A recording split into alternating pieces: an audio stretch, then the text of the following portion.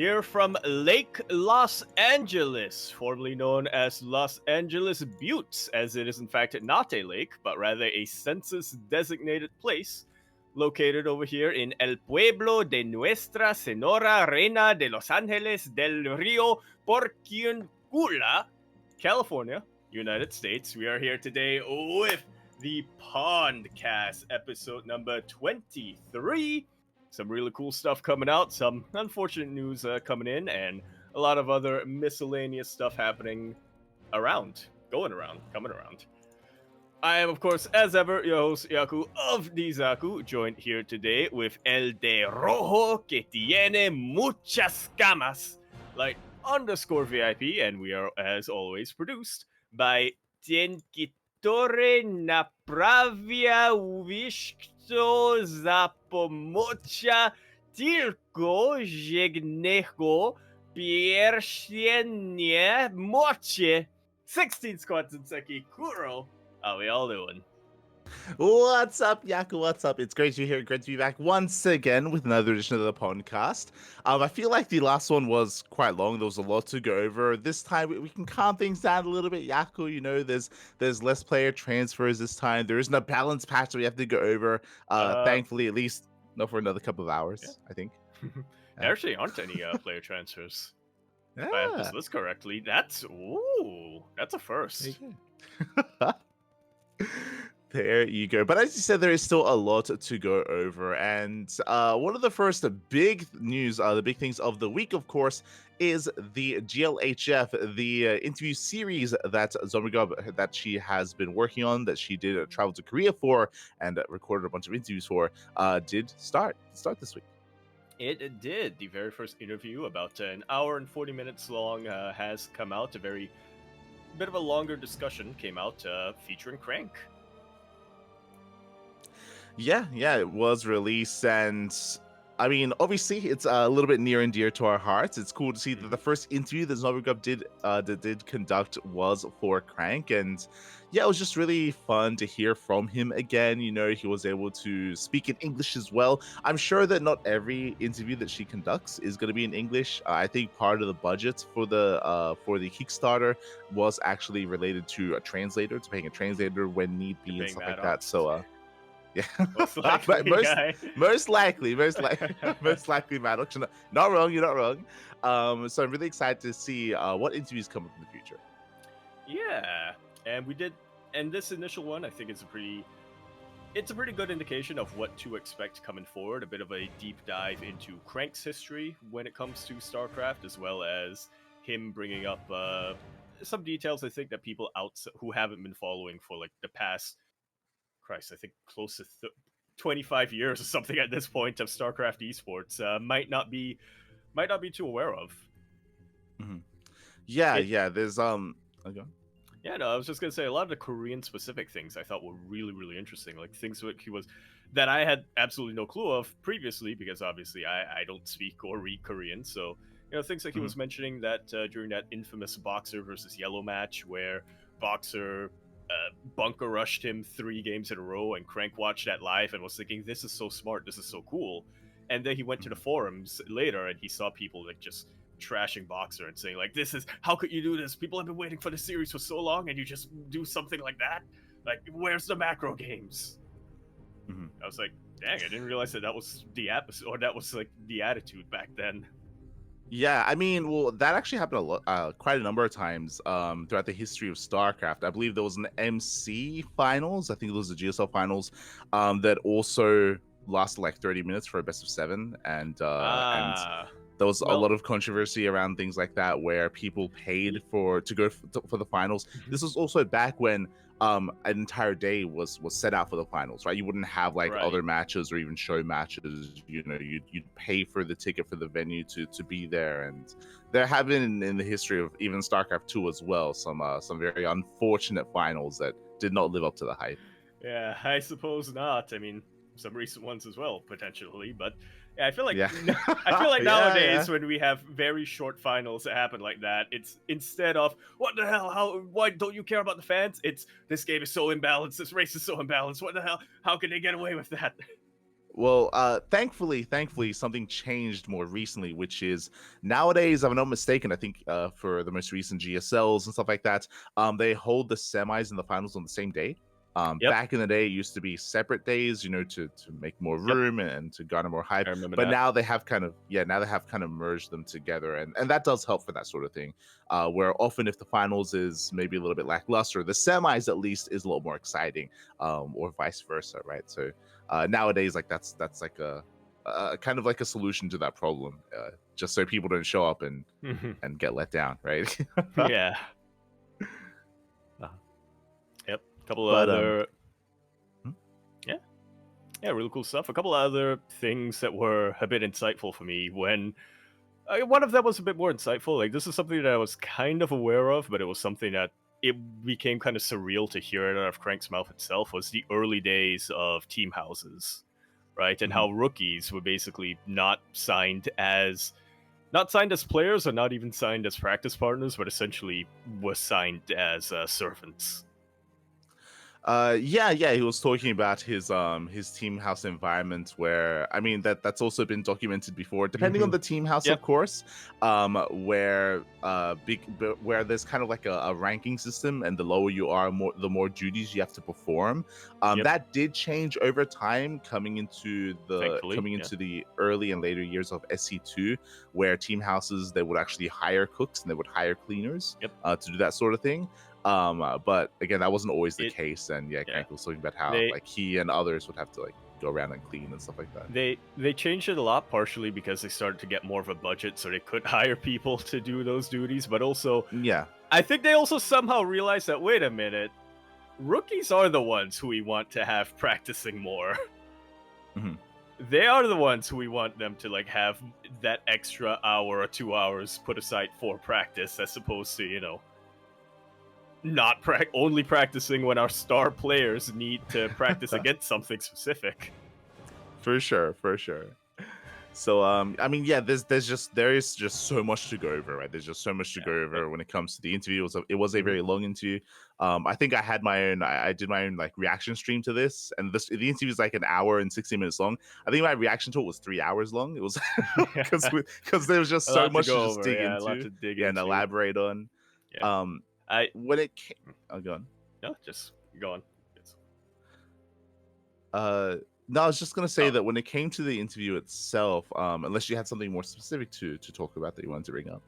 oh yeah. I just want to. There was just one little segment that I wanted to bring up. An old anecdote that I remembered was when they were talking about Cyril winning BlizzCon 2018, and how there seemed to be a little bit of a consensus in Korea that there was like this idea of, oh, Koreans need to uphold, we need to come back and be dominant again, we need to uphold that like national pride and stuff like that. And so Zombie Grub was just kind of asking him, how true was that? Crank mentioned, oh yeah, that there isn't really anybody any Mhm. player anyway, who sincerely thought that. It was just something that like the producers of GSL and like the casters and stuff would play up for fun.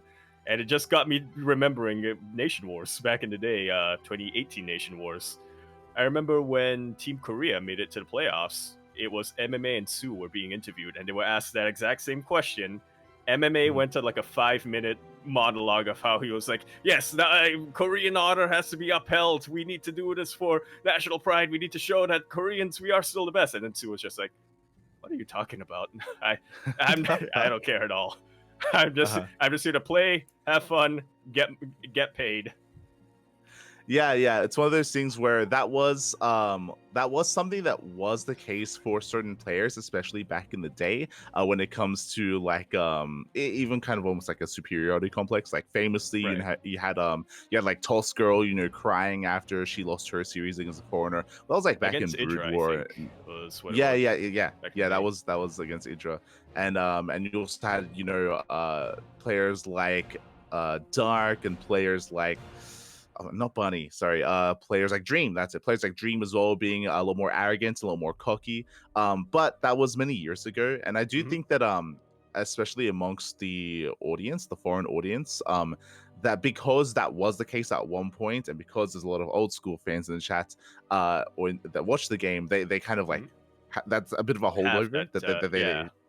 Yeah. So they still have that perception from years gone by. So it is really cool to hear from Crank and to hear that that isn't necessarily the case anymore. Maybe it was at one point, but like that's kind of like died off over time. And especially, I mean, he elaborated himself, right, talking about how nowadays the foreign scene is stronger than it once was, right? Like it is straight up like a stronger scene, better players, and you know, Koreans do respect them quite a bit. Yeah. For sure. So, yeah, going into what you were gonna talk about, that was less specific to a segment and more the interview itself. Yeah. When it came to the overall content, I think what was interesting to me, so when the initial Kickstarter was announced, and when GLHF, the kind of interview series or the chronicling of the history of StarCraft was revealed, or was revealed to be the goal, it wasn't too clear what the format was going to be, so I wasn't too sure myself. And this was a little bit surprising to me. So what I assumed was going to be the case was Zombrga would have a bunch of interviews, record a bunch of interviews, and then she would go and create videos about specific periods. Of specific periods of time, right? Like have a video during the Brood War era, right? During like maybe the early like 2000s, then coming into like the middle of Brood War, then another video about like the end of Brood War into SC2, you know, maybe about the Kesp era, maybe some more specialized videos. I wasn't too sure what the format was going to be, but that's kind of what I assumed would occur. Instead, we're getting these full interviews, which is interesting because it also means that we're probably going to tread the same ground depending on who she like interviews next, right? Like I'm sure some of these questions might be quite similar to each other. Here's production Kuro. In the description of the video, it says that this is just the interview portion of the project. The plan is to use these interviews and collected footage to then make a documentary. So I guess that's coming later, but she's still releasing the interviews anyway. This is more of that behind-the-scenes stuff that typically is released after the finished product, but in this case, you know, because it's already been done, might as well just release it as they're concluded, essentially. So that sounds like we're probably going to get all like the raw interview, like the quote-unquote raw interviews first, and then I guess it's going to be compiled together into those more like specific, like an episodic kind of documentary thing. Yeah. That is the plan. Yeah. Okay. So that's coming soon, TM, coming soon. And I think Zomgrub did also say ahead of time that I think she was in Korea for 10 days, and I want to say there's around like 14 interviews. There was like a tweet. There was a tweet where she had posted about the amounts of interviews. And I think even in this interview as well, I think Crank alluded to Zomgrub interviewing Ryung. So like we potentially have a teaser of an interview to come. Yeah. Double Axiom action. Double Vitality action now. I just realized. Yeah. True. Definitely. When it comes to the interviews that are coming up, is there any interview that you're looking forward to, Yaku? Is there anyone that you hope was interviewed that you want to hear from? Casa Park. Or JYP. True. I think JYP. I'm not sure if they were available at the time. I know they're super busy with other stuff. They like do a lot of different projects now, but I think JYP, Park, the BJ boys would have a lot of insights. I think TY as well would be pretty cool to hear from, as he, both as being the youngest ever pro gamer, at least in Korean history. At least in Korean history, he was the youngest ever pro gamer. So, yeah, he's been there from the beginning, and he's seen this whole evolution. So that would be pretty cool. We're talking about the Korean interviews. I think she said the plan is to conduct the EU interviews during or after Homestory Cup. Yeah, exactly. To have confirmation that is going to be happening later on. I would love to hear from people like Curious. I'd love to hear from people like Shine as well. For those who don't know, Shine, he was a pro gamer, of course, and then he kind of replaced Legend as the GSL observer. So it'd be cool to hear from like that perspective, the transition from pro gamer into observer. Yeah. As you mentioned, from the casters, I know Kuro would love something like a Kanata interview or something, from some of the old pro league casters back in the day. But a lot of it would probably depend on the contacts that Zombrigub has. If they could get some of the Team Salmon guys. True. Wolf as well. I'm I sure mean, Crank probably helped Zombigrub when it came to connections for who to Mhm. cast and who to get in touch with. I just want to say that both Wolf and Brendan are like still active casters, just for different Just for esports now. League now, yeah. Yeah. Not only Wolf League. is out there. Wolf is out there. He's not even. He's doing a lot of esports, but he's also doing a whole lot of stuff. He's like arranging food festivals and stuff like that. Wolf is like been keeping very busy these past couple of years. He has been. Out of all the casters out there, no one expected the Wolf kind of like internet star that he became in Korea, which is amazing. That would also be interesting to talk about as well. So yeah, definitely look forward to hearing from them. MMA is probably another one that's probably in the bag, right? I'm sure. I think I would die to hear that. Yeah, but that would be really cool. Like hearing from MMA being like the coming as one of the early stars of StarCraft 2, leaving just at the beginning of Legacy of the Void, coming back, and then having a brief period of success in StarCraft 2, but with Nation Wars, but then transitioning instead to coaching in Overwatch. That would be really cool. Yeah, for sure. Definitely. There's a lot of different perspectives that you can hear. I think that'd be like a nice little bit of an end, like compilation video to have, right? Or end episode, which is like, where are they now? Like after, like after like these players or these people retired. What happened to JYP? What happened to MMA? What happened to Shine? What happened to these players? And like, well, what their next step from there was, whether it was coaching, casting, observing, and going into another esport, right? Like that'd be really cool to hear. Yeah, and I think that they did get into it a little bit here in the Crank interview, because obviously Crank mentioned that I think towards the end he was asked like, what is your proudest moment, and he said like, funnily enough, as somebody who started out as a pro gamer, my proudest moments in StarCraft aren't winning things or anything like that, but it's rather when I was able to manage things really well, or manage teams really well, or when I was able to transition into casting, or when I was able to transition into casting and stuff like that. Yeah, it was really cool to hear that more humble perspective from Crank. What I will say, especially when it comes to criticisms on some of this, one thing, hearing that this is merely kind of like more raw footage that's going to be used later, that does mean that because of that, more context can be added for the main episodic content. That was something that I feel like was lacking in the interview. It feels like they were talking about certain portions, or certain things were brought up where even Crank wasn't 100% certain what was being asked or what was being talked about, especially when it came to the early Brood War kind of questions, when Zorga was asking about like the legacy of Boxer and like his prodigies, or talking about like specific events. I think like greater context is probably better or necessary coming into those questions. But again, like as we now know, like this is just kind of like raw footage that's going to be used later on. I am surprised though that there were certain sections that were glossed over. Like Crank barely spoke about Slayers. Yeah. Right. Like, which I was a little bit surprised that Zombigrub didn't probe more questions about it, because I feel like Slayers was a big part of StarCraft 2, especially early on. But really, like it was very much so glossed over in this interview. Yeah, I mean, I can understand Crank not wanting to get too deep into Slayers. I know that the breakup or the disillusion of Slayers towards the end was not exactly the cleanest disbandment of a team. So I can understand that, but yeah, I was kind of expecting more probing questions off the back of that, just to, maybe kind of, probe and see, maybe he doesn't want to get into all of it, but maybe if there is a little bit more that details that can be provided. I'm pretty sure if Zombigrub asked Crank, he would talk about it. I would have to assume that the only reason why is because maybe Zombigrub is saving those questions for someone like MMA, like someone who maybe even is a little bit more knowledgeable about like the Slayers team and what happened there. So I would assume that that's more of what it is, that maybe she's like saving some questions. But it's still, even if that's the case, it still would have been nice to have heard Crank's perspective.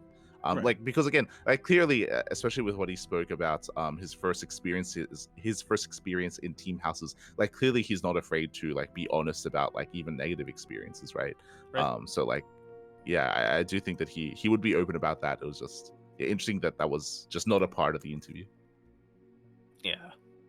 Well, we'll see. We'll see what the future interviews, what comes to pass in the future interviews, and what ends up being compiled for that eventual episode. That, yeah, I'm sure that when we do have a Wings, I'm sure that we're gonna have an episode on GSTL or something like that, and obviously Slayers will have to be a huge portion. We'll have, and obviously Slayers, they were a very big part of GSTL, so I have to imagine that that's gonna be coming later down the line.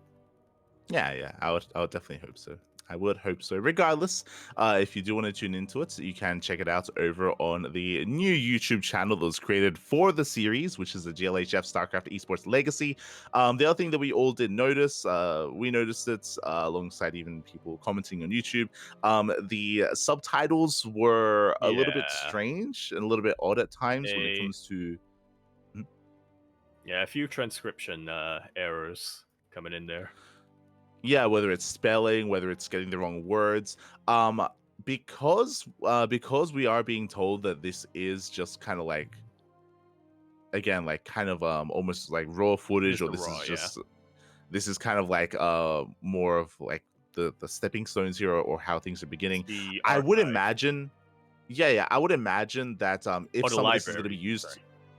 Yeah, if some of this is going to be used for the episodic content, then the subtitles is going to be cleaned up. It's very possible that just because this is just the preliminary interview, that there wasn't maybe too much thought put into the subtitles. But I would imagine that for the main content, it would be improved on. Yeah, for sure. Yeah, at least that's what I would assume coming into this. But it is something that is definitely a little bit lacking there, and I'm sure ZombieGub has already heard that feedback as well. Yeah. But yeah, with that, so definitely keep an eye on the YouTube channel. Keep an eye on announcements for new interviews to come as well. As we have our next bit of news coming in, we did have an update on WTL. Yes, and yeah, unfortunately, an update that I think we all kind of had at the back of our minds, but not the one that we really wanted to hear. WTL, or well, just to quote what's being translated here from Xiaosa, we are very likely not going to hold another WTL next year. So there are no plans of bringing WTL back for 2025, is what they're saying. Yeah, it was really, really disheartening to hear that. I know a lot of people, a lot of teams were looking forward to the next season of WTL. And WTL has become kind of like a really core part of StarCraft for a long time at this point. It's what a lot of teams look forward to. It's what a lot of people look forward to as well. So to hear that it's going to be coming to an end is really sad. Yeah, I mean, just going back to that GLHF interview as well, where CranKy was mentioning that there is something special or something different about having a longer team league like Pro League back in the day to have in between all of the individual tournaments. It gives, like, there's a reason for people to keep watching, and obviously there's a reason for players to there's something in the short term for players to be working towards as well, instead of just having that big championship at once every couple of months and stuff like that. So, and there was also just a different spirit and a different atmosphere that comes from a team league as opposed to individual games. Like, I mean, he was mentioning that, oh yeah, players back then, they wouldn't want to trash talk each other, but they had absolutely no qualms saying that, oh yeah, KT, trash. SKT, we're gonna destroy you. We're Samsung, and we're Samsung, and we're gonna come in. It's like, yeah, it does really feel that we're losing something that has become such a core, like you said, such a core part of these past couple of years of Legacy of the Void when it comes to StarCraft 2 esports. For sure. And this never really got to a level where it was like a replacement for Pro League, but it was still the closest thing, right? It was the closest thing. It was the closest thing we had. It was still pretty dang big. Yeah, exactly. And still something that everyone did love, and we did love as well, casting it and covering it for as long as we did.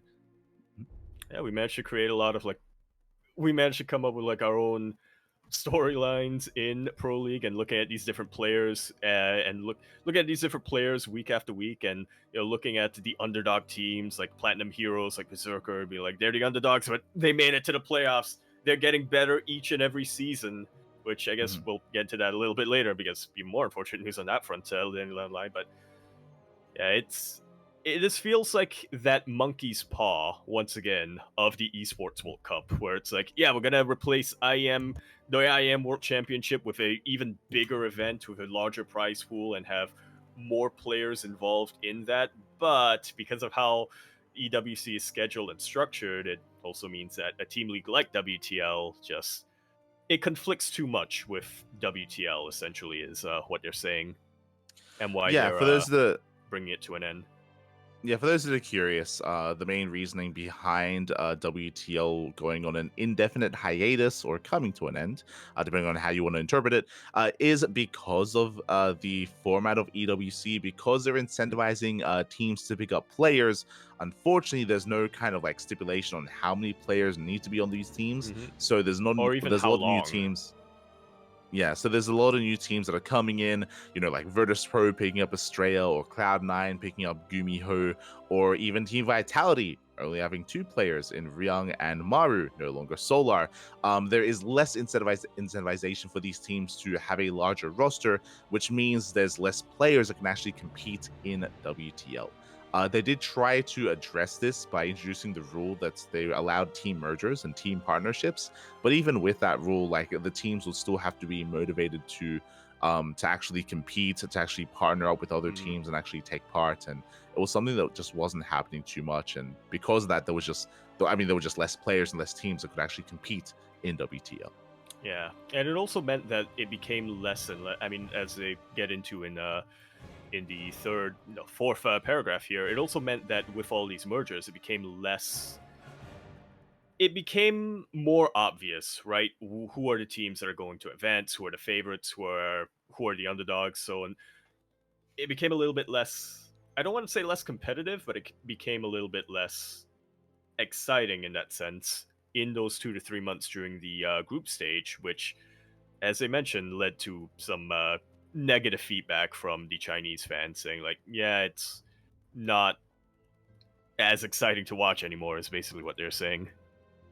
Yeah, I'm not too. I don't think I agree necessarily too much with that sentiment. Like they're basically saying like, oh, for the past couple of seasons, we've had teams like Team Vitality or Team Basilisk, and they're like more dominant, and it's more obvious that they're going to make it to the finals or something. There's like less excitement in that. I still think the round robin group stage was really exciting to me. Something that I would say though, especially, go on. I was gonna agree with you there because it's like, yeah, sure, Basilisk and Vitality, we know for sure they're gonna be at the top of the group, but you look at the middle, it was more of a toss-up. So Yeah, I don't know. I don't really agree with you Chinese fans. yeah, like the lack of excitement. Like, we were excited. We were. Yeah.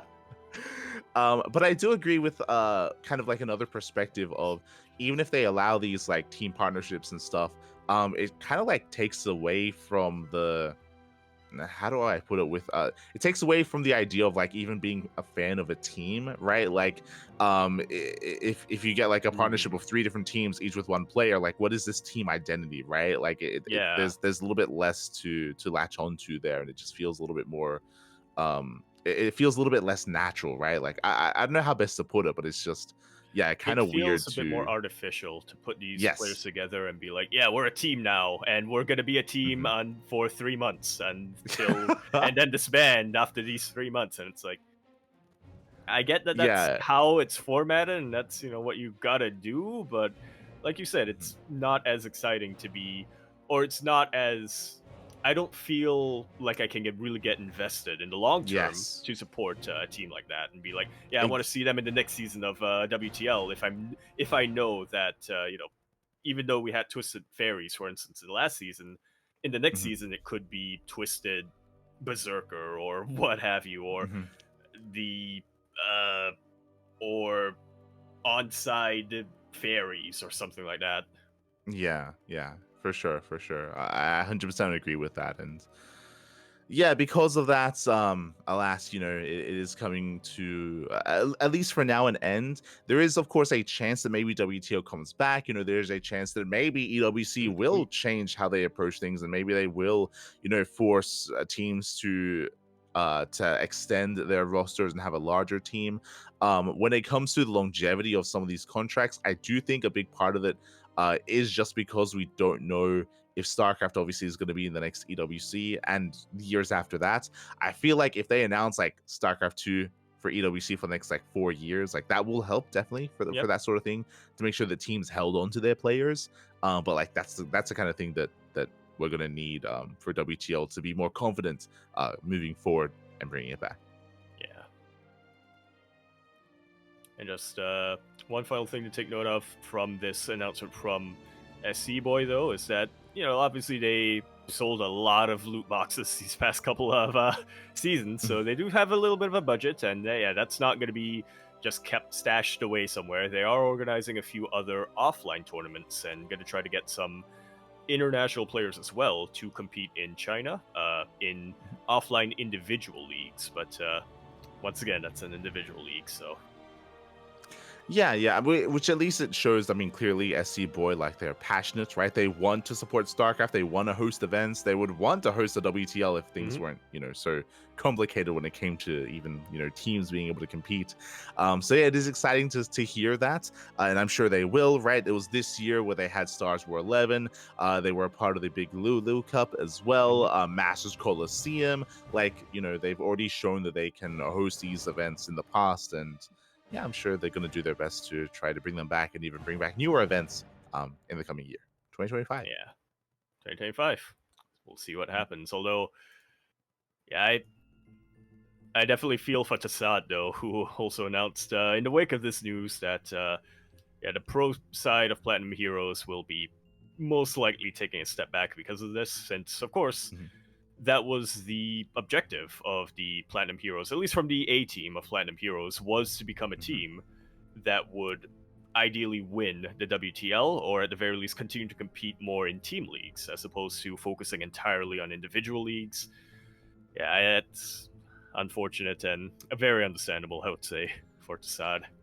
Yeah, it's the bigger teams like that get hurt the most because they took WTL so seriously and because they invested so hard. You know, we would always joke or even bring up the fact that, you know, Platinum Heroes and Berserker as well had massive rosters, right? They had massive rosters, and a big part of that was for WTL. You know, they signed a lot of players just to compete in it, and without it, they have less incentivization to, you know, to continue to keep their pro roster.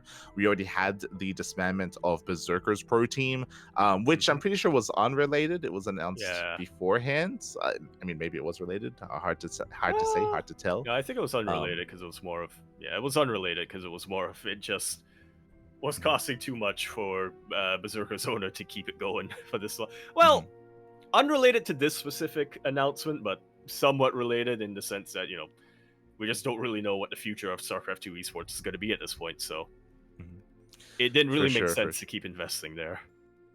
For sure.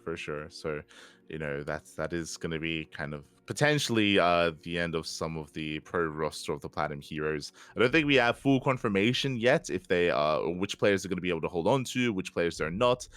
That's probably going to be coming up in the next couple of weeks or months. You said it yourself, you're like, yo, no roster change announcements this week. Not this. Yeah, they're coming.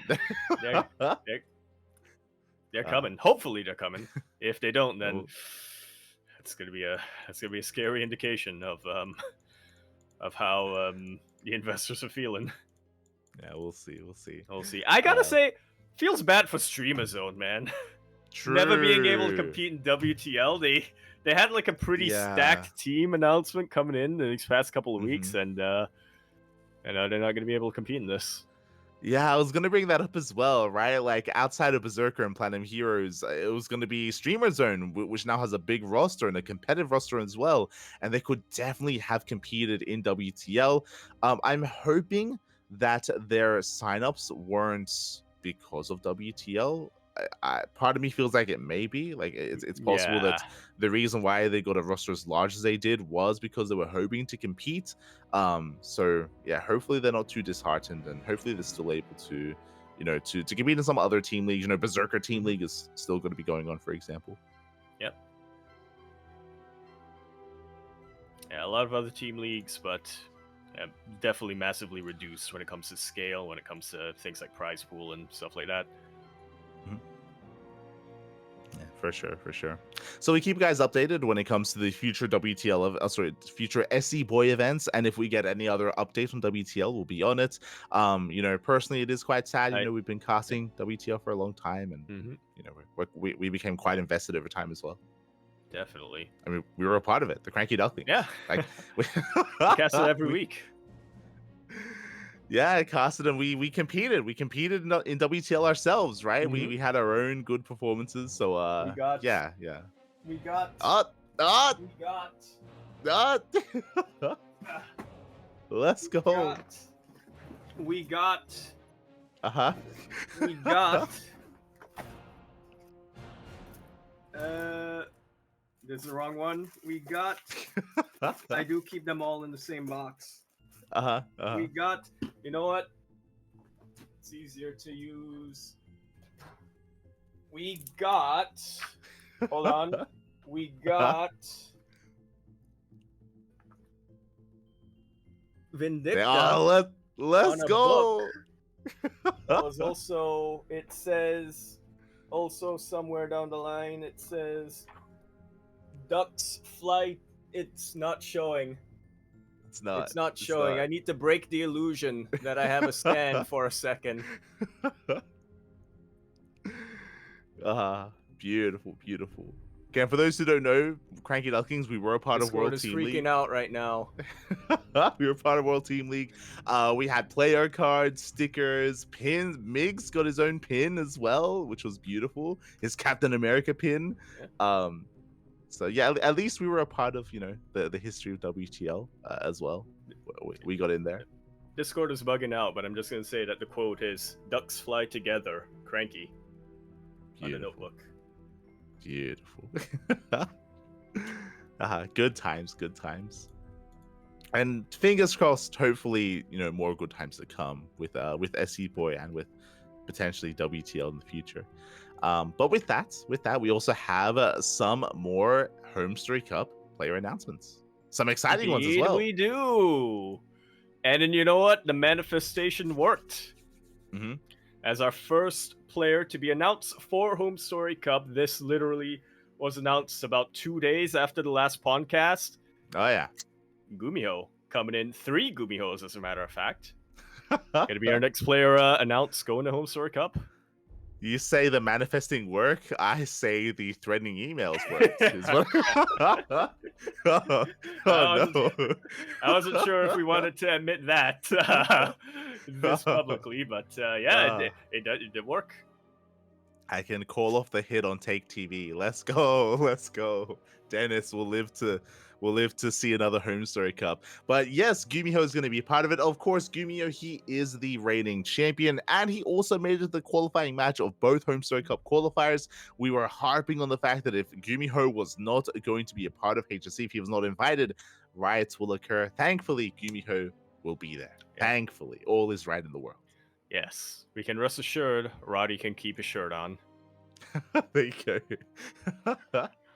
So really exciting to see that Gumiho is going to be a part of it. Well deserved to be invited as well. And we have plenty of other invites. Indeed, we do. I mean, we were just talking, I feel like just last podcast, we were talking about the best player in Brazil being a bit of a race between Eric and Inexorable. Well, technically that's still kind of true. But we have another Brazilian boy coming in and being invited to Home Story Cup, Kellizer. I think now lives in Norway. But yeah, he did get invited back to Home Story Cup, and yeah, glad to see him coming back in. I mean, Brazil is in Europe. True. They're like right next to each other, so. They're right next door. They're right next to each other, so.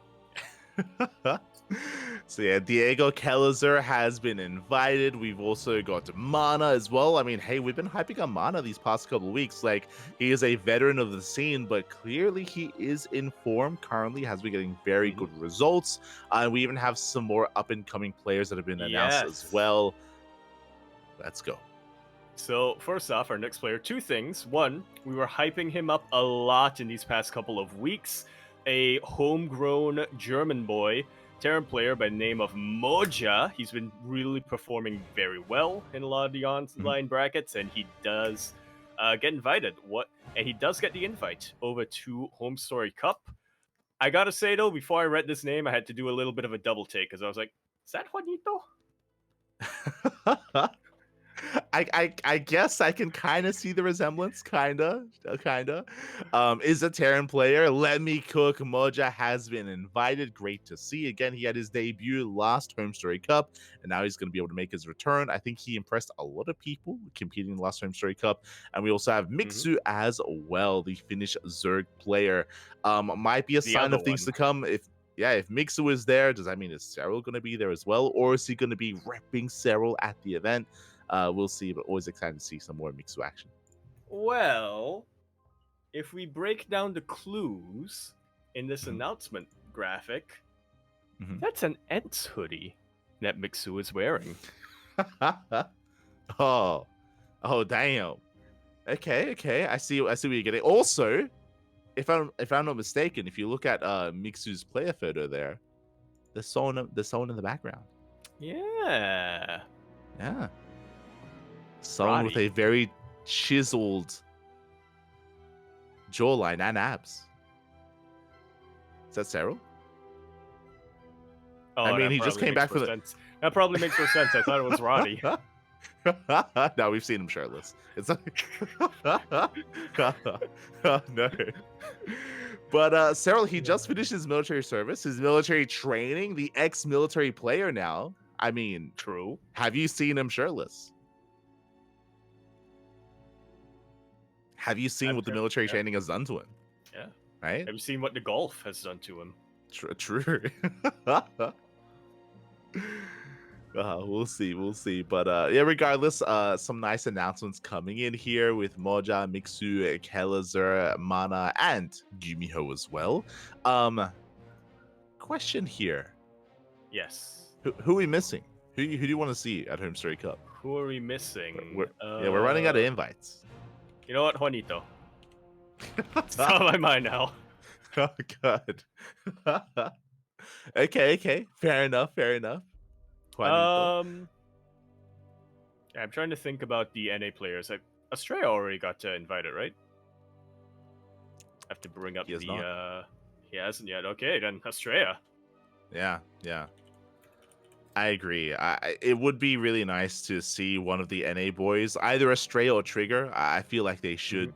It would be nice to have some representation. It would be nice to have both of them and have them both duke it out in the grand finals. But yeah, some of our NA boys, I think, are the ones who are really missing. Yeah, I would have to agree. I'd have to agree. It'd be really cool to see either Trigger or Estrella or even Scarlet as well. I know Scarlet has been a little bit less active, but some kind of North American representation would be ideal, especially because we do have some Koreans at least. Looking at the Korean invites, we have Nightmare, we have Gumiho. Do you think they're going 1-1-1? Do you think they'll go for a Zerg Korean invite? Ooh, who would it be? Shin. It will inevitably be Shin. Somehow has he gone to a Home Story Cup? I don't think he has, which is why he can be the only one who they can invite. Yeah, that would be really nice. I mean, we've been the obvious pick, I guess, is Solar, because Solar's been to Home Story Cup a lot of times. He socializes a lot with the foreign players or the non-Korean players, but Shin would be pretty cool. I think Shin would be really cool just because of how active he's been recently, right? Like we've been seeing a lot of Shin's results. Like Shin clearly has been on that grind, and it would be really cool to kind of give Shin a bit of a reward for that kind of grind set as well, and to have him travel, especially if he hasn't gone to Home Story Cup before. As you mentioned, there could be a bit of a language barrier there, but I think Shin, he has some okay English. It's okay. Yeah, it's okay. He's been putting in subtitles to his vlogs. True. He's got osmosis. Exactly. It'll be fine. But you're right. Like Solo would make the most sense as a Zerg invite. I guess we'll see. I think there's still a couple more invites to come. A couple more. Yeah, I think we've got 24 player. I don't remember if they said they're just going to have 24 or if it's going up to 32, but if it's just 24, then yeah, we have all our 24 players confirmed. Yeah, I did just check, and last Home Story Cup there were 24 as well. So it would be nice if there was at least an NA player there, but but Well, what are you yeah, gonna we'll see. do? We'll see. You know? Mm. Yeah. I do know that I'll get the invite emails ready. Yo, bring it up to 26. That's all you need. He'll turn you into some Yeah. gabagool. Oh no. Okay. I'll get Chrissy on the phone. We'll make it happen. So yeah, I guess for now that might be the final invites here for Home Story Cup. I'm sure there's gonna be more announcements when it comes to the talent involved, and maybe another surprising invite as well. So yeah, stay tuned. As Home Story Cup, it's right around the corner. You know what? Wild card invite after the grand finals. It turns out that isn't the grand finals because there's one more opponent left. The 25th invite. Ooh. Who's it gonna be? Exactly. Let's go. Hold on. Can I point something out? Can I point something out? I just noticed.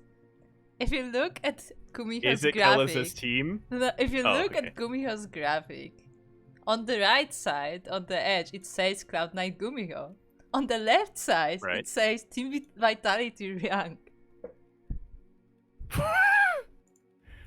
I did not notice that. Oh. That's interesting. Huh. It's a sign. Why does it say that? Oh, I mean, no, well, okay. He was there last season, so they might be using the same graphic. Yeah. Ryang, if you remember, he was there at Home Story Cup for 25. He was. They had it ready there as the replacement man, you know, if they couldn't get Gumiho. Because the thing is, I know that the invites, one factor that goes into the invites is availability, right? So I wouldn't be surprised if they were asking Gumiho first, and then Gumiho wasn't able to confirm yet, so we're like, okay, as a backup, get Ryang ready, because you don't even you need to ask if Ryang is available. He's always the backup. Exactly. May just get some Dongwon for him, and he's good to go. He'll be there.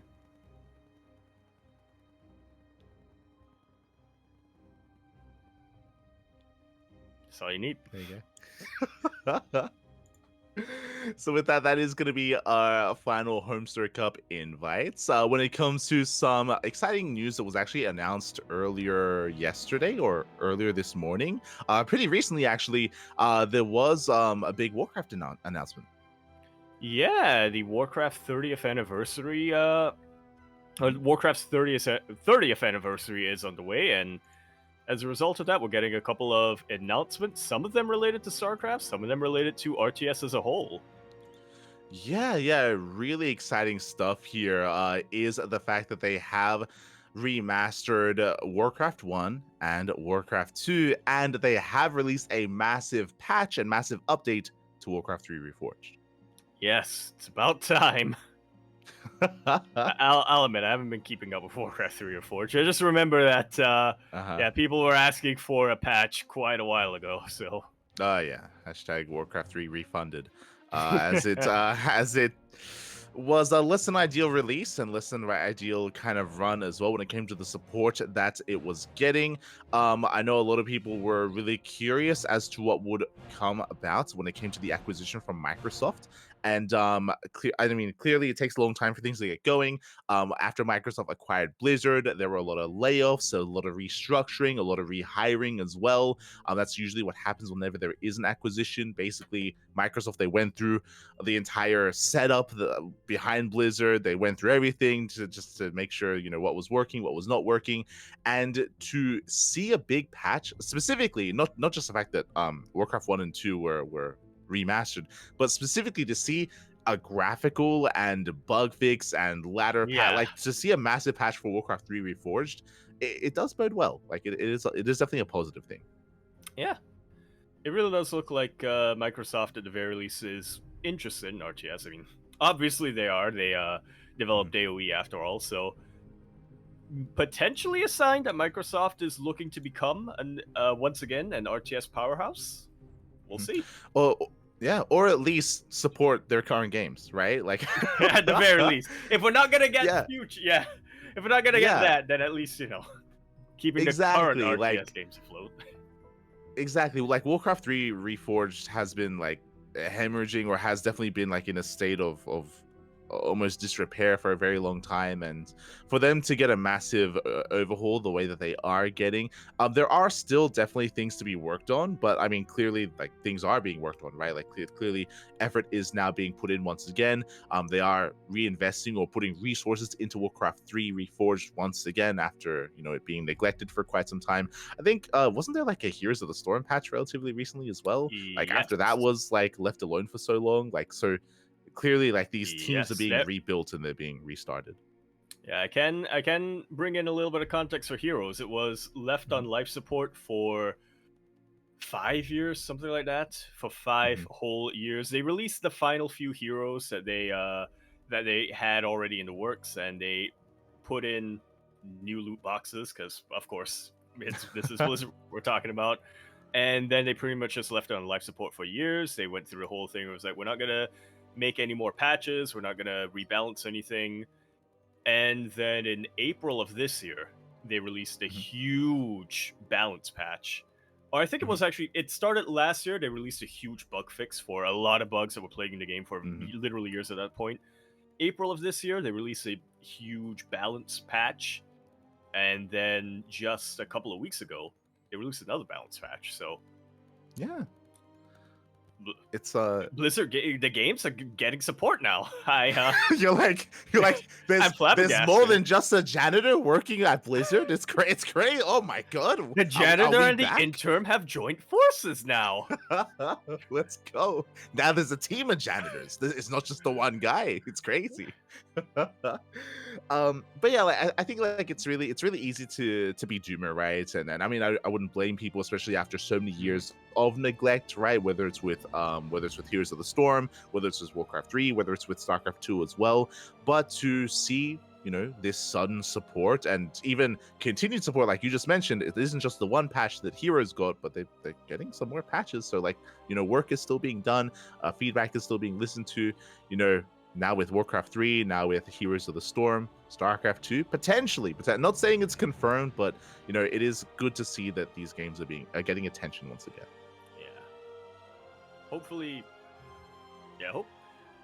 Yeah, I will say, yeah, for the StarCraft side, I think like what we're more curious about and what we're hoping for a little bit more is less so when it comes to things like game patches and maintenance and stuff like that, although obviously that's still very, very important. But I think what we're on the lookout for is more of the esports side, and to see, you know, is Microsoft and Blizzard going to once again invest and fund some of the more like the pro gaming side of things. But yeah, we'll see.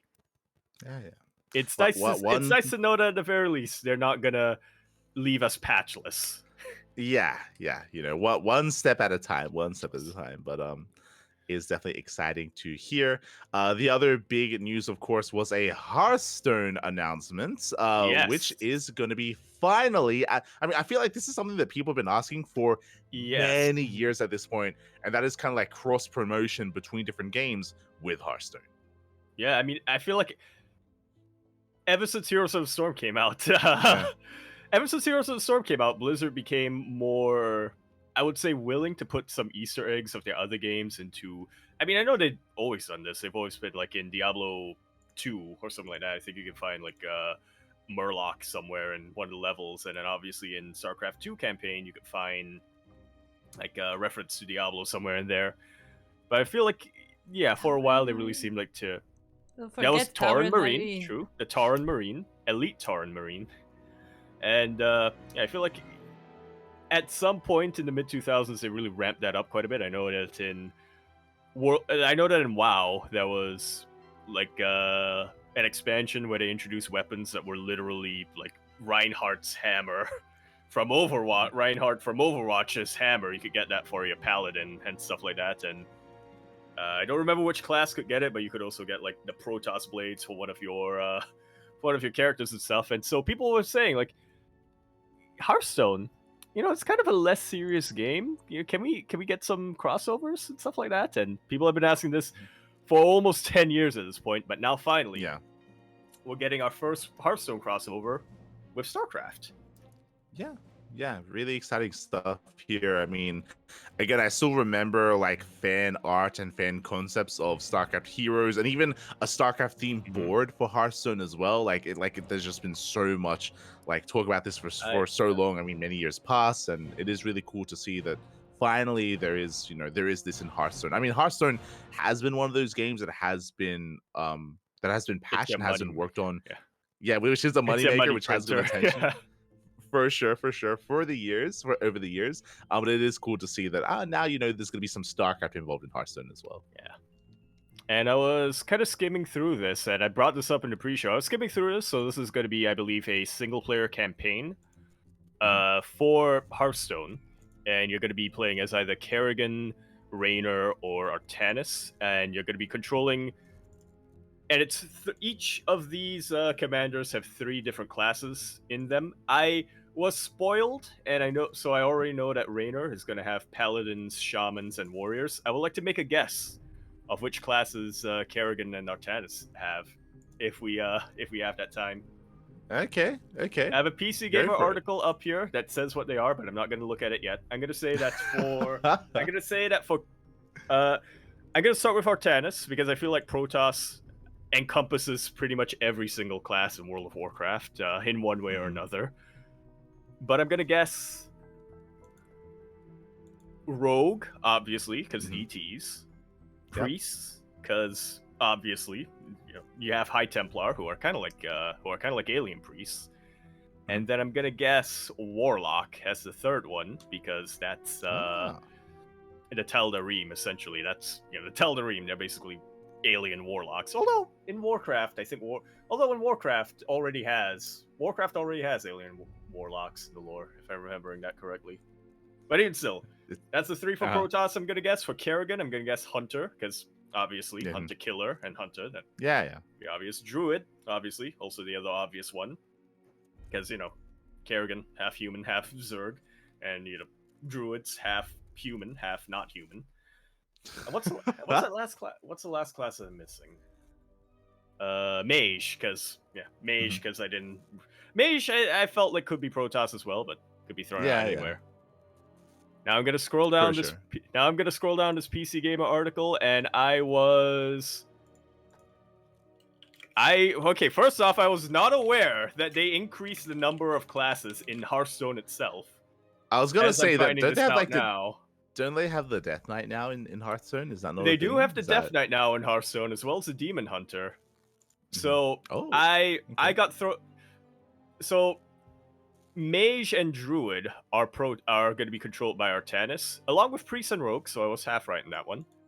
And so if Kerrigan, Hunter, because that's obvious. I was not aware that the Death Knight and the Demon Hunter are in Hearthstone now. Yeah, I think they're relatively new. When I say that, though, I mean like maybe 1 or 2 years ago. Like for like the most recent years of Hearthstone, I think the Death Knight and the Demon Hunter have been released. So it's fine. Yeah. Yeah, I mean, once again, Death Knight, that still encompasses Protoss territory. What is a Death Knight? A zombie that is a knight? That's an immortal. That's a dragoon. True. Paladin, a holy warrior? That's a zealot. Warrior, a regular warrior? That's also a zealot. That's yeah. Makes sense. Protoss encompasses pretty much every single class. But regardless, it's still really exciting to see that it's going to be incorporated in some way. This also might mean that in the future we might see like a Diablo crossover or something like that. Like that would still like make sense. At least when it comes to like these little mini campaigns or mini scenarios, maybe like future like classes as well. What about the Lost Vikings crossover? We need that. And then we can have each Viking controlling different heroes and yes. There you go. or you could have it like how the Vikings are in Heroes, where it's you playing 3 simultaneous games at once, which actually wouldn't be that difficult now that I think about it. Regardless, it is cool to see, again, just StarCraft getting some attention in some other way, shape, or form in some of the other games. And again, hopefully this does promote more like kind of like crossovers between some of the games in Blizzard. Like they've shown that they can do it before, like they can do it again. Exciting stuff. Yeah. I feel like in these past couple of weeks, the announcements from Microsoft and Blizzard have given us have topped up some of our copium tanks or hopium tanks a little Yeah. bit. So yeah, hopefully it's gonna keep coming.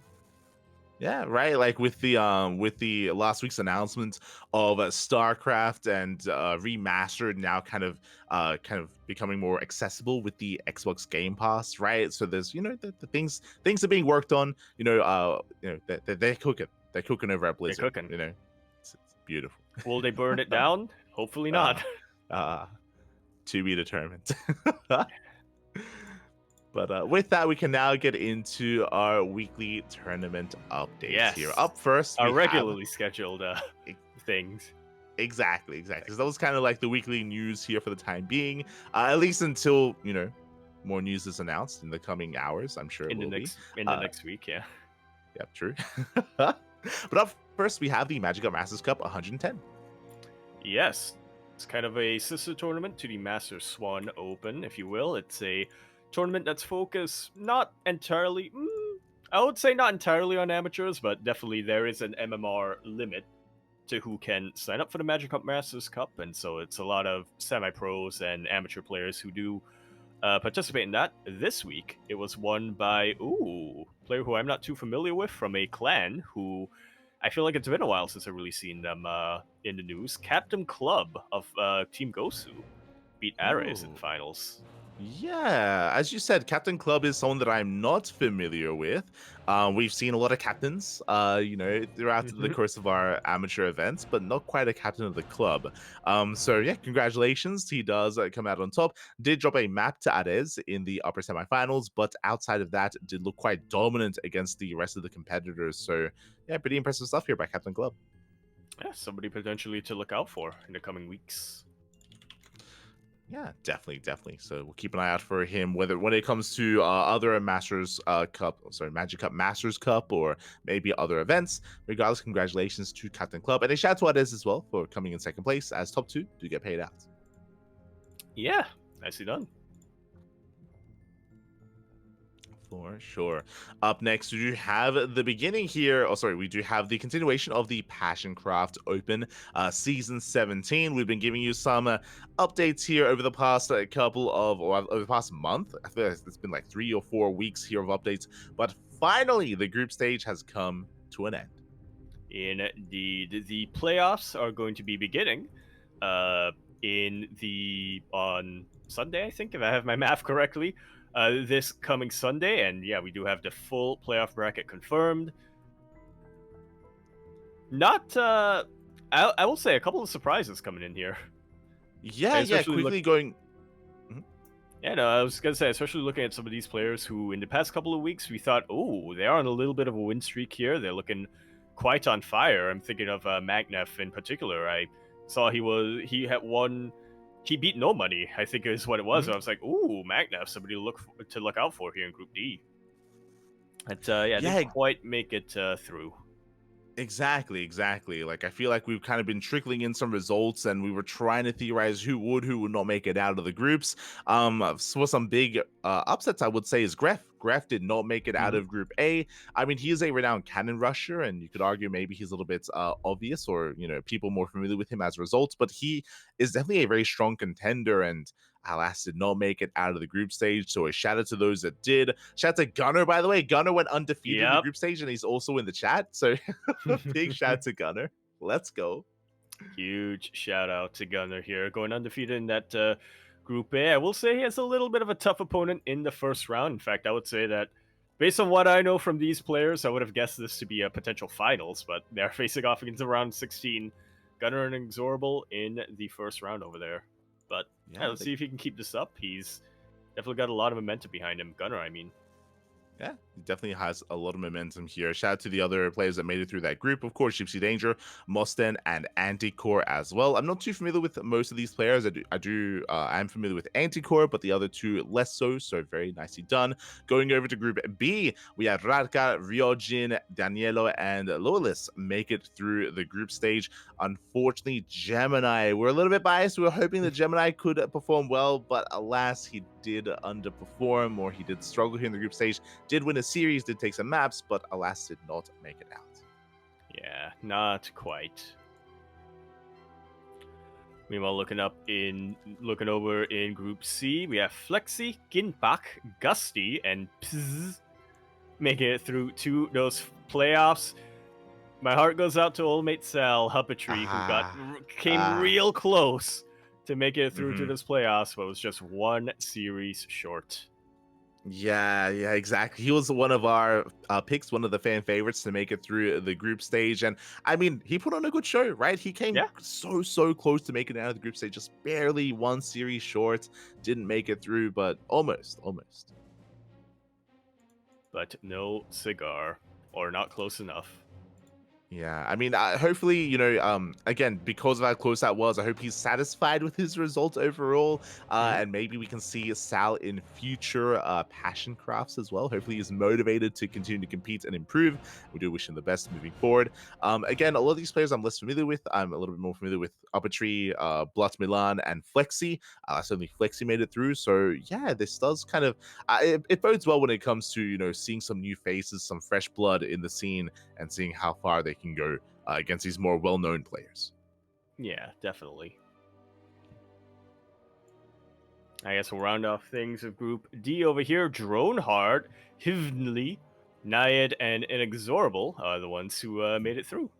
I feel like Group D is probably the group with the most players I'm more familiar with. For sure.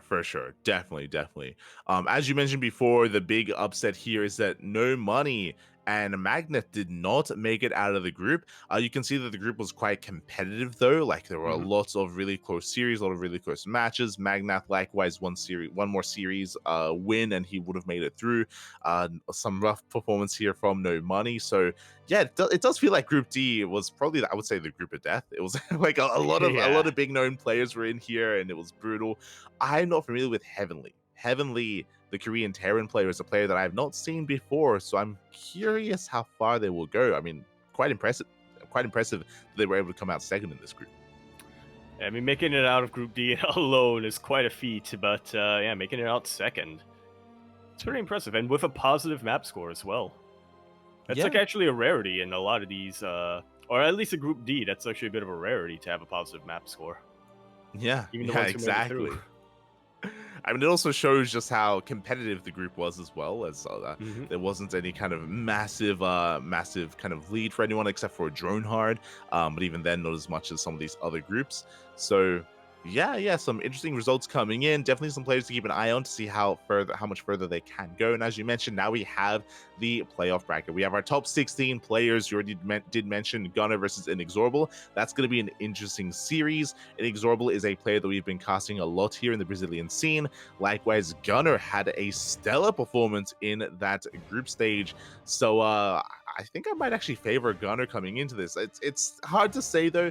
What I should also say, it is a little bit sad, a little bit rough to see that there is no lower bracket. It's single elimination. So this is a brutal bracket.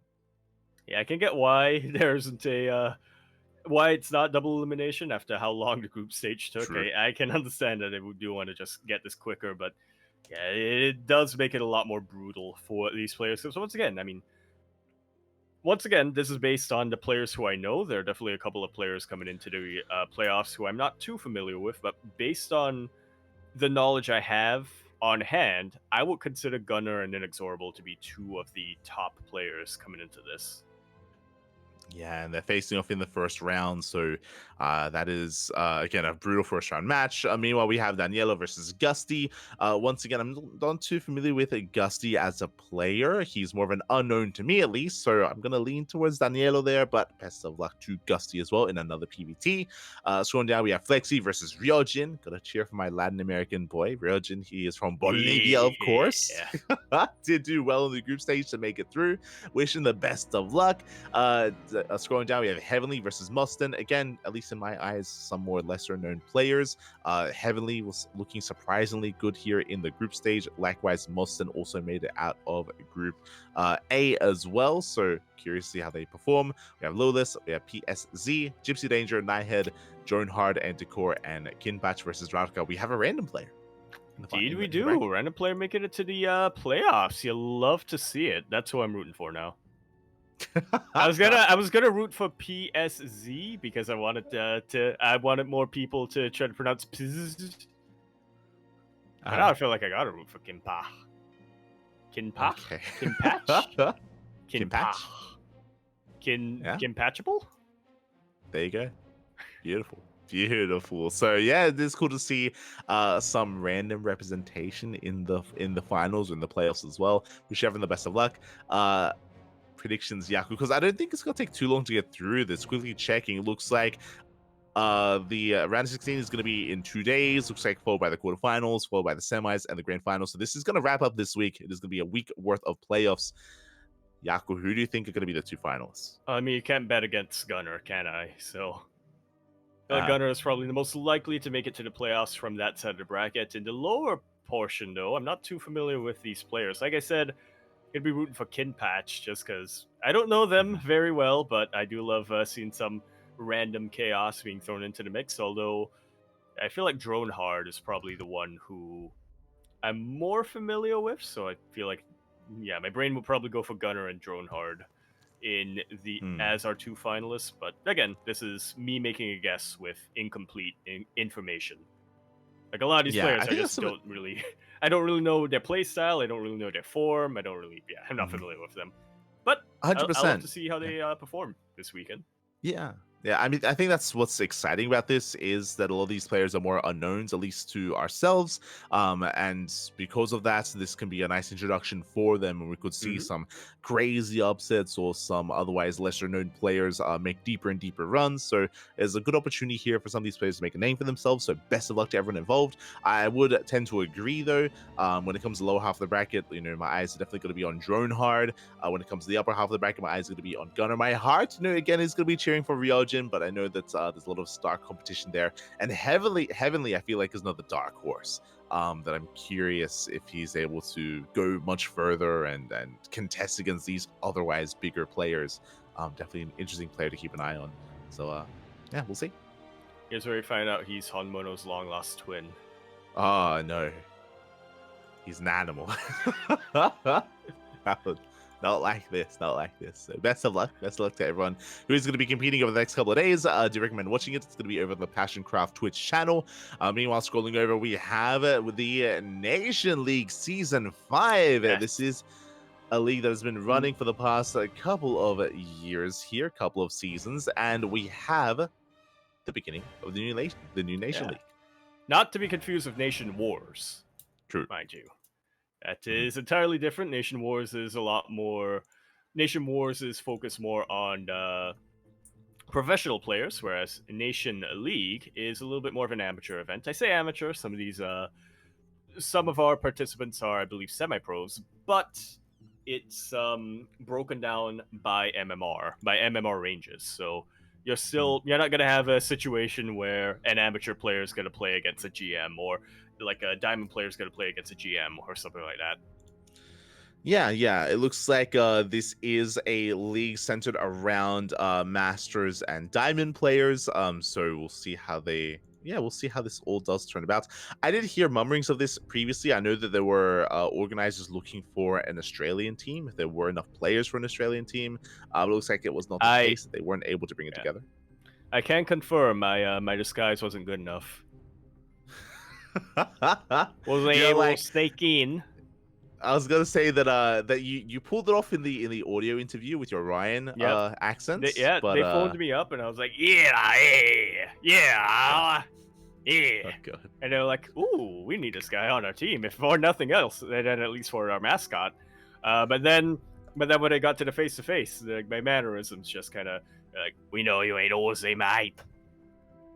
You didn't even go for the Ryan accent. You ain't reaching for the beer. It's right there. God damn it, yeah. God damn it. But we do have some nice teams here. Why are you calling tomato? You can stop Yaku, it's fine. Why are you calling tomato sauce ketchup? God. You're dying, Yaku. You're dying. Take care of yourself. But we have some teams coming in. We have a team for Belarus, Bolivia, Costa Rica, Brazil, Czechoslovakia, or Czechia and Slovakia, Team France, Germany, Hungary, Italy, Kazakhstan, Peru, Poland, Korea, Sweden, Ukraine, and the UK. Oh my god, quite a lot of teams here. As you mentioned, we do see there are definitely some familiar faces. Yeah, definitely. It's actually not the UK, it's a United team. Yeah, just Team wait, United what? States / Kingdom. It's Team Team United. Team United. My god. Yeah. Let's go. Why did they combine the UK and the USA? Because they're united. Okay. God damn it. Shaking my head. Yeah. Sure, yeah. I mean, they're right next to each other, like geographically, right? Makes sense. Yeah. You got that union going. Mm-hmm. Speaking of, I can't believe you people tried to gaslight me and tell me that Czechoslovakia doesn't exist anymore. Well, clearly, True. It still does. Clearly. Looking There at this bracket. We know. When it comes to some of the players that we are familiar with, though, again, I see Facebooka. Facebooka is there for Bolivia. We have Ares leading Team Brazil with his Eximius boys. They are all teammates. We have Neo from Costa Rica with the rest of his players as well. Do love to see it. What other players do we see here? We have Legend K leading Team France. True. Oh. We have Aztecs leading his team. Aztecs, I'm pretty sure. I mean, I remember he has been inactive for quite some time, but he was a semi-pro for a while, a couple of years ago. So, I mean, it makes sense for him to be the captain. But again, we'll see how he is able to lead his team. Likewise, we have who else? Any other notables here? Xenodactyl over in Team United. Cut. Let's go. Xenodactyl's still around. Mars Bar. And Legoland Man plays a lot in our amateur events. They do. We have Matrix, we have Eno, we see a lot of familiar faces in Team Poland. Team Korea, I'm less familiar with. We have some interesting names showing up there. Yeah, I would have expected somebody like maybe Control or some of the other Korean players who we've come to become a little bit more familiar with. But yeah, these are all new names for me. My favorite, my favorite of Team Korea is Night End. Yes. Not Nightmare. Voice of an angel. We have Dave Latos for Tweens. There's a lot of Zerg players in Tweens. Oh, true. It's Team Zerg. It's Team Zerg, except their captain plays Protoss. So. Yeah, I'll love to see it. No. Team. My favorite player, Team Ukraine. Yes. They have Oreo FF. Oreo, not Oreo. Yeah. Oh god. It's long lost twin. Let's go. They've got Mojo Logica, Jojo. They've got Set. Oh my god.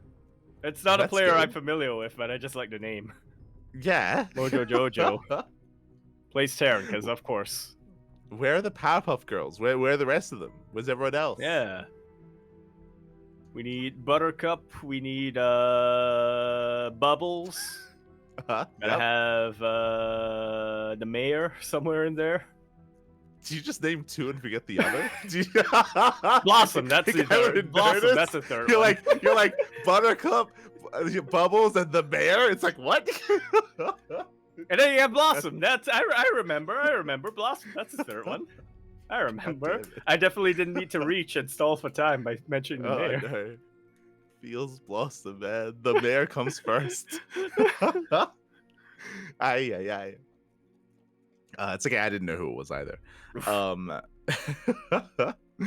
But yeah, look forward to it. Gonna be a lot of fun as well. Looks like the first week has already concluded for Nation League, and it's still a little bit too early to kind of gauge how things are gonna go. But it looks like it is gonna be taking place over the next 3 weeks here, the group stage at least. Yeah, Czechoslovakia not doing too well against Team Ukraine so far. Yeah, that's the team I'm rooting for. You have Ukraine pop off, Poland as well, Italy having a strong showing here against Costa Rica. So yeah, we have some back and forths. Again, some of these players we're a little bit less familiar with, so we don't really know who to favor and who is going to be coming into this. But it's really cool to see that they're using the WTL format, so they're conducting best of twos. Yeah, which again, I mean, that's another way WTL's kind of made its mark on the scene. But True. yeah, Yeah, definitely. So we'll keep you guys updated here on the rest of these results and on the eventual playoffs that are to come in the next couple of weeks as well. We had Sweden over the US or over Team United. We had Germany over Hungary as well. indeed, strong showing by Team Germany. Oh yeah. Did have a strong showing there. So again, exciting stuff here with Nation League. I believe it's being covered and casted. Oh my god, that's there's a lot of streams here for Nation League. Yeah, Makes sense. I would imagine that each team has their own like caster, right? I mean, Team Poland so, straight a up lot has of its own streams. channel. So yeah, there you go. Team Poland.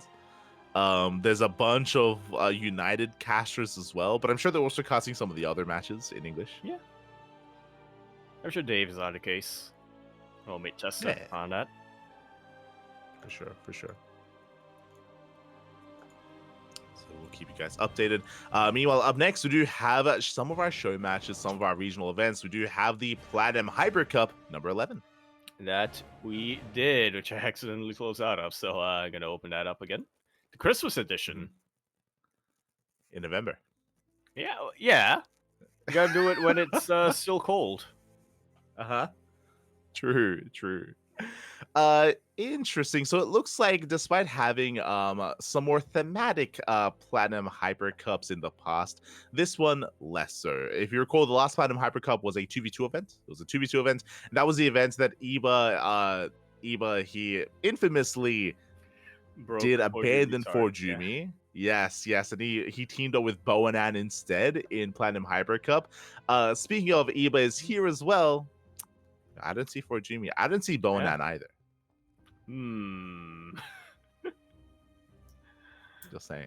Just saying. Coincidence? So instead here we went back to basics. Just a regular bracket with all Platinum Heroes players. No Hyper 1 players here. Usually they try to incorporate both. Yeah, you were mentioning that each Platinum Hyper Cup has a different theme. This time it's for Platinum Heroes because they represent Christmas. Yeah. So it's Platinum Hyper Cup Platinum Edition. Yeah.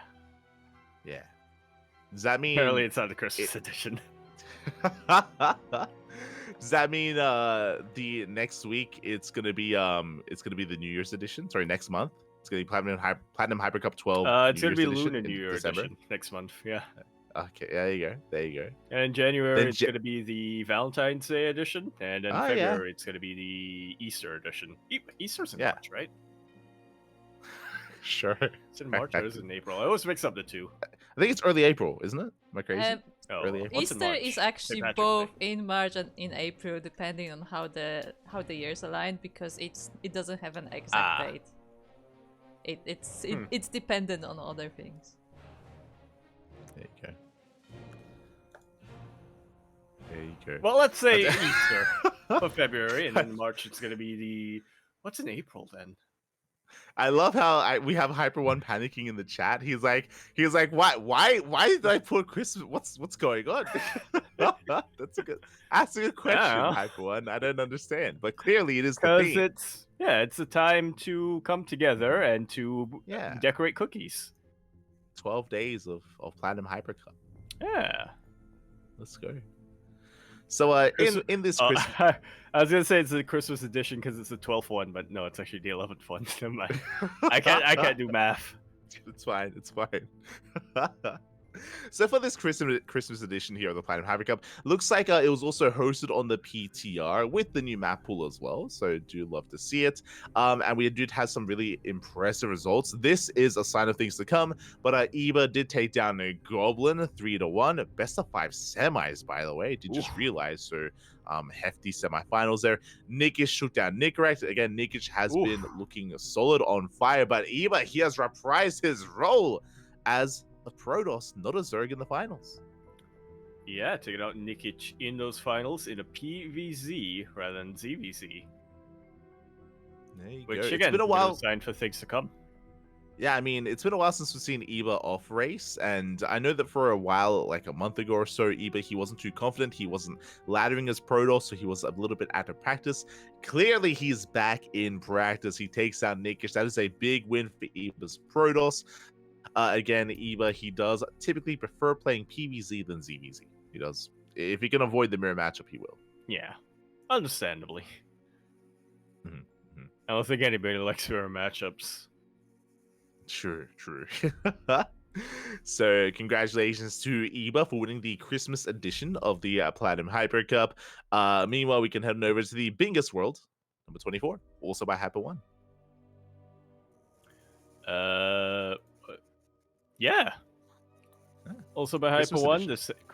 the Christmas edition, once again, or the Christmas Eve edition, since it's number 24. Yeah. And once again, a little bit of a show match between some of these players in Team Hyper One. This time, 3-Point versus Han Mono, with 3-Point actually coming up on top. Yeah.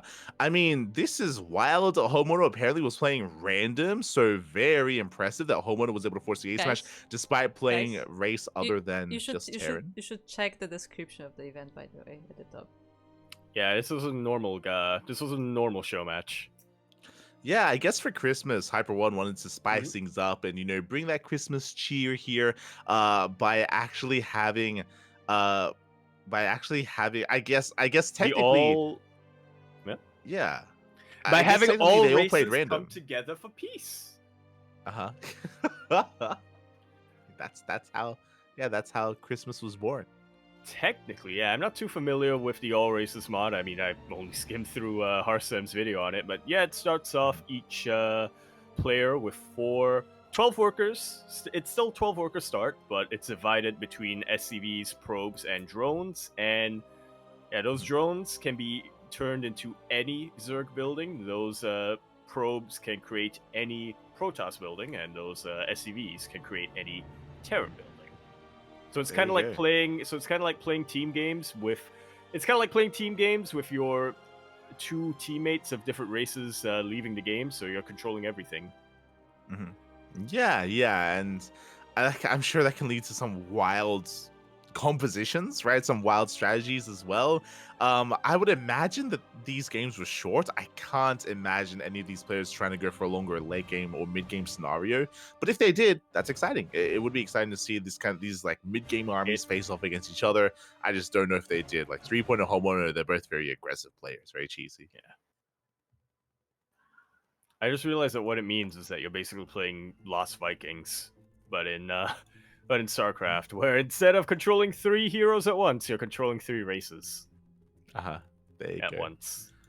Watch party when Hype1, make sure you highlight the VOD. Highlight the VOD, save it, upload it to YouTube. We'll watch it. We'll watch the chaos. Oh no. And then we'll backseat cast. What is this final map? Wasabi's Rainbow Wreath? I caught that that's as well. Christmas. I mean, we saw it a little bit. We saw it a little bit last week, didn't we? Did we? It sounds familiar, but it might just be the name of another map that I'm mixing it up with.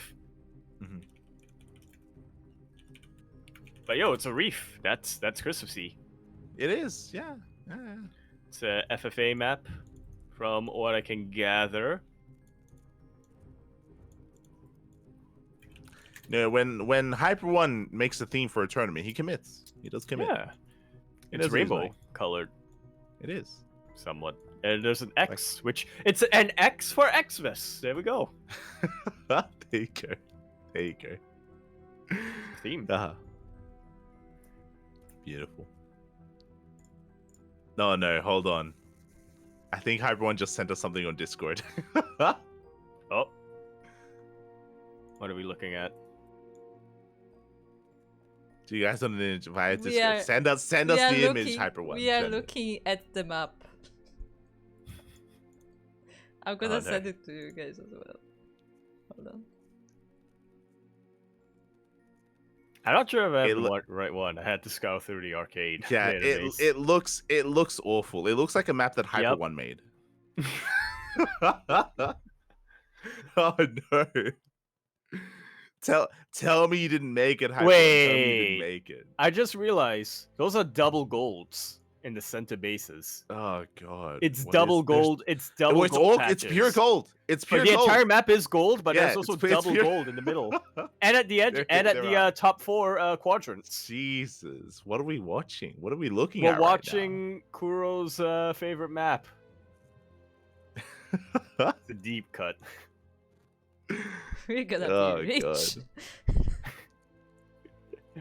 This is like big game hunters, except not. Yeah. Wait, Yeah. you can spawn they from spawn in the those middle. center. You can't spawn in the middle. There are also other Yeah. spawn points, Yeah. but it's not at the corners. This map is broken. This map is God. perfect for all races.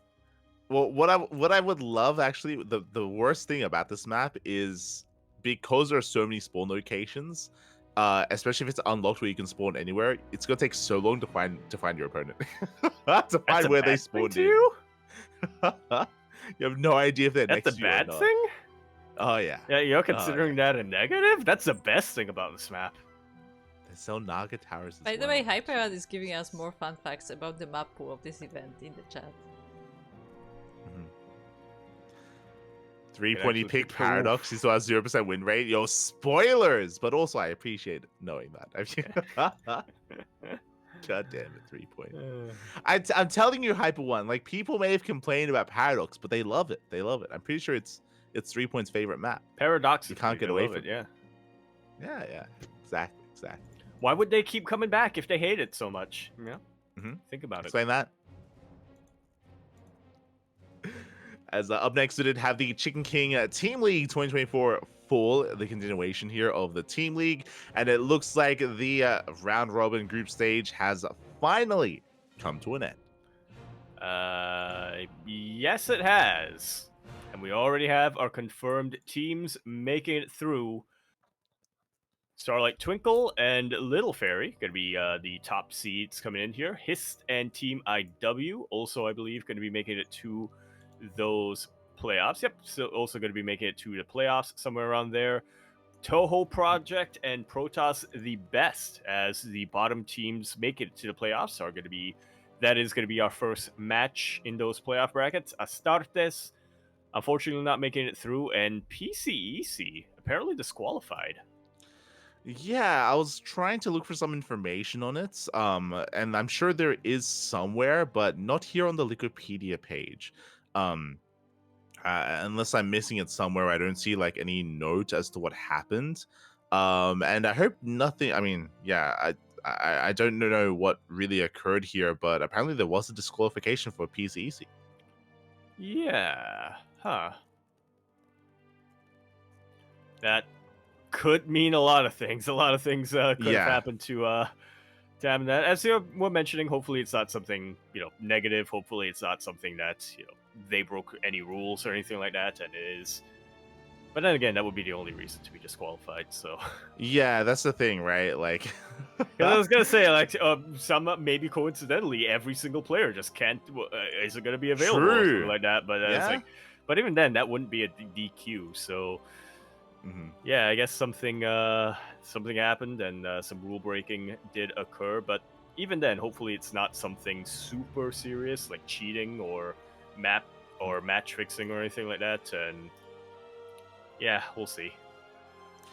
Yeah, exactly. Maybe it's worth looking into either the Wikipedia Discord or looking into some TL or SC Boy forum posts. But Exactly. hopefully we. Yeah, no, I was just gonna say, anybody who can read or speak Mandarin, just keep us up, inform us, let us know what happened. Yeah, it would be good to know.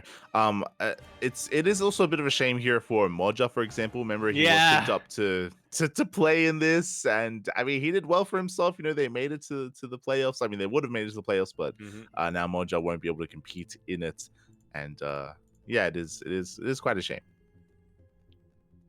Yeah, for sure.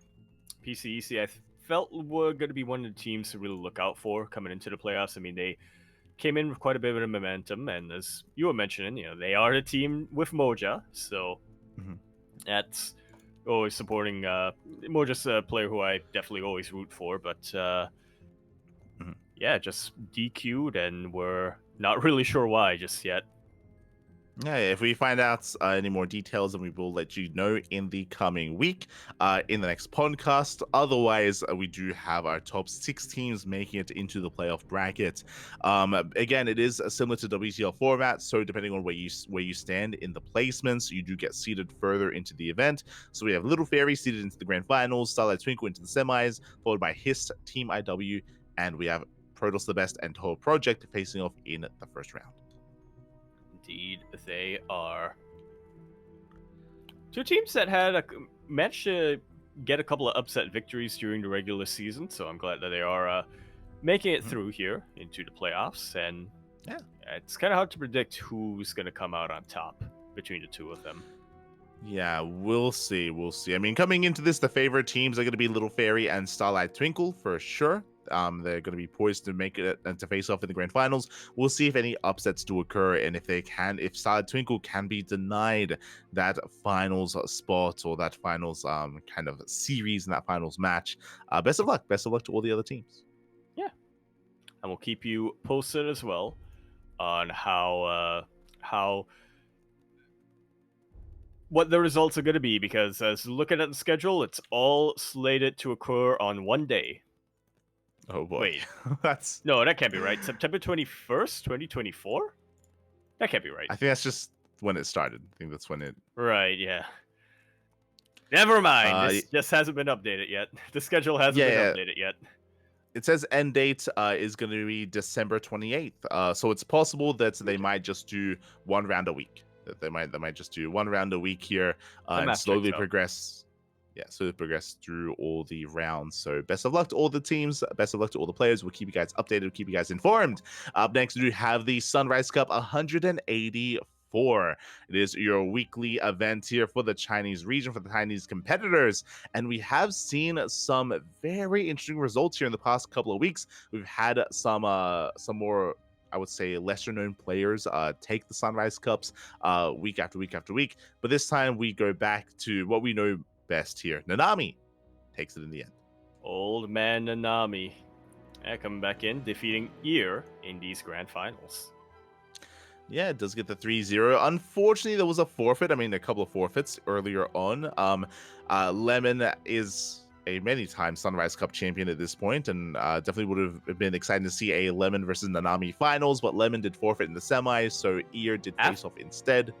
Lemon forfeited in the semis after taking a walkover win against his opponent in the quarterfinals, which is yeah. And I mean, and Lemon was there because he 2-0'd Ghost Runner at the start of the tournament. True. So it's not like there was like walkover into just no one, like a ghost opponent. But it looks like maybe funny if it was. It would have. But yeah, it looks. Wait, actually, same with his opponent in the quarterfinals also played the first series. Oh no, someone's taking out these players. Yeah, so unfortunate walkover. I guess something came up and something did pop up where Lemon couldn't compete. But shout out to Ear, of course, for making it to the finals. Didn't quite take it in the end, but did make it all the way to that best of 5. Yeah, well fought. Definitely.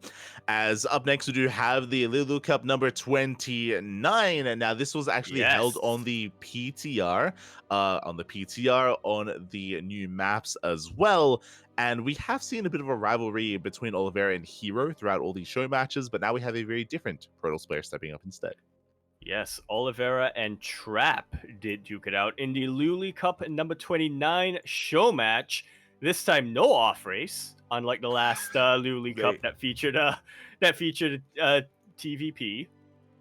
Mate, as is tradition, every Lulu Cup we have to look at the graphic. We need to look at the graphic. That's a nice haircut. That's a very sharp haircut over on Trap. Damn it. I zoomed in. I was like, man, we gotta look at this. So we gotta look at this. And the first thing I noticed, Trap, he's missing half his head. What's going on? No wonder he lost. God damn it. No wonder he lost. He couldn't process the information that he was looking at because he was missing half his head. Oh no. They cut the brain off and Trap. You know, I we need Gemini's critique though on this graphic.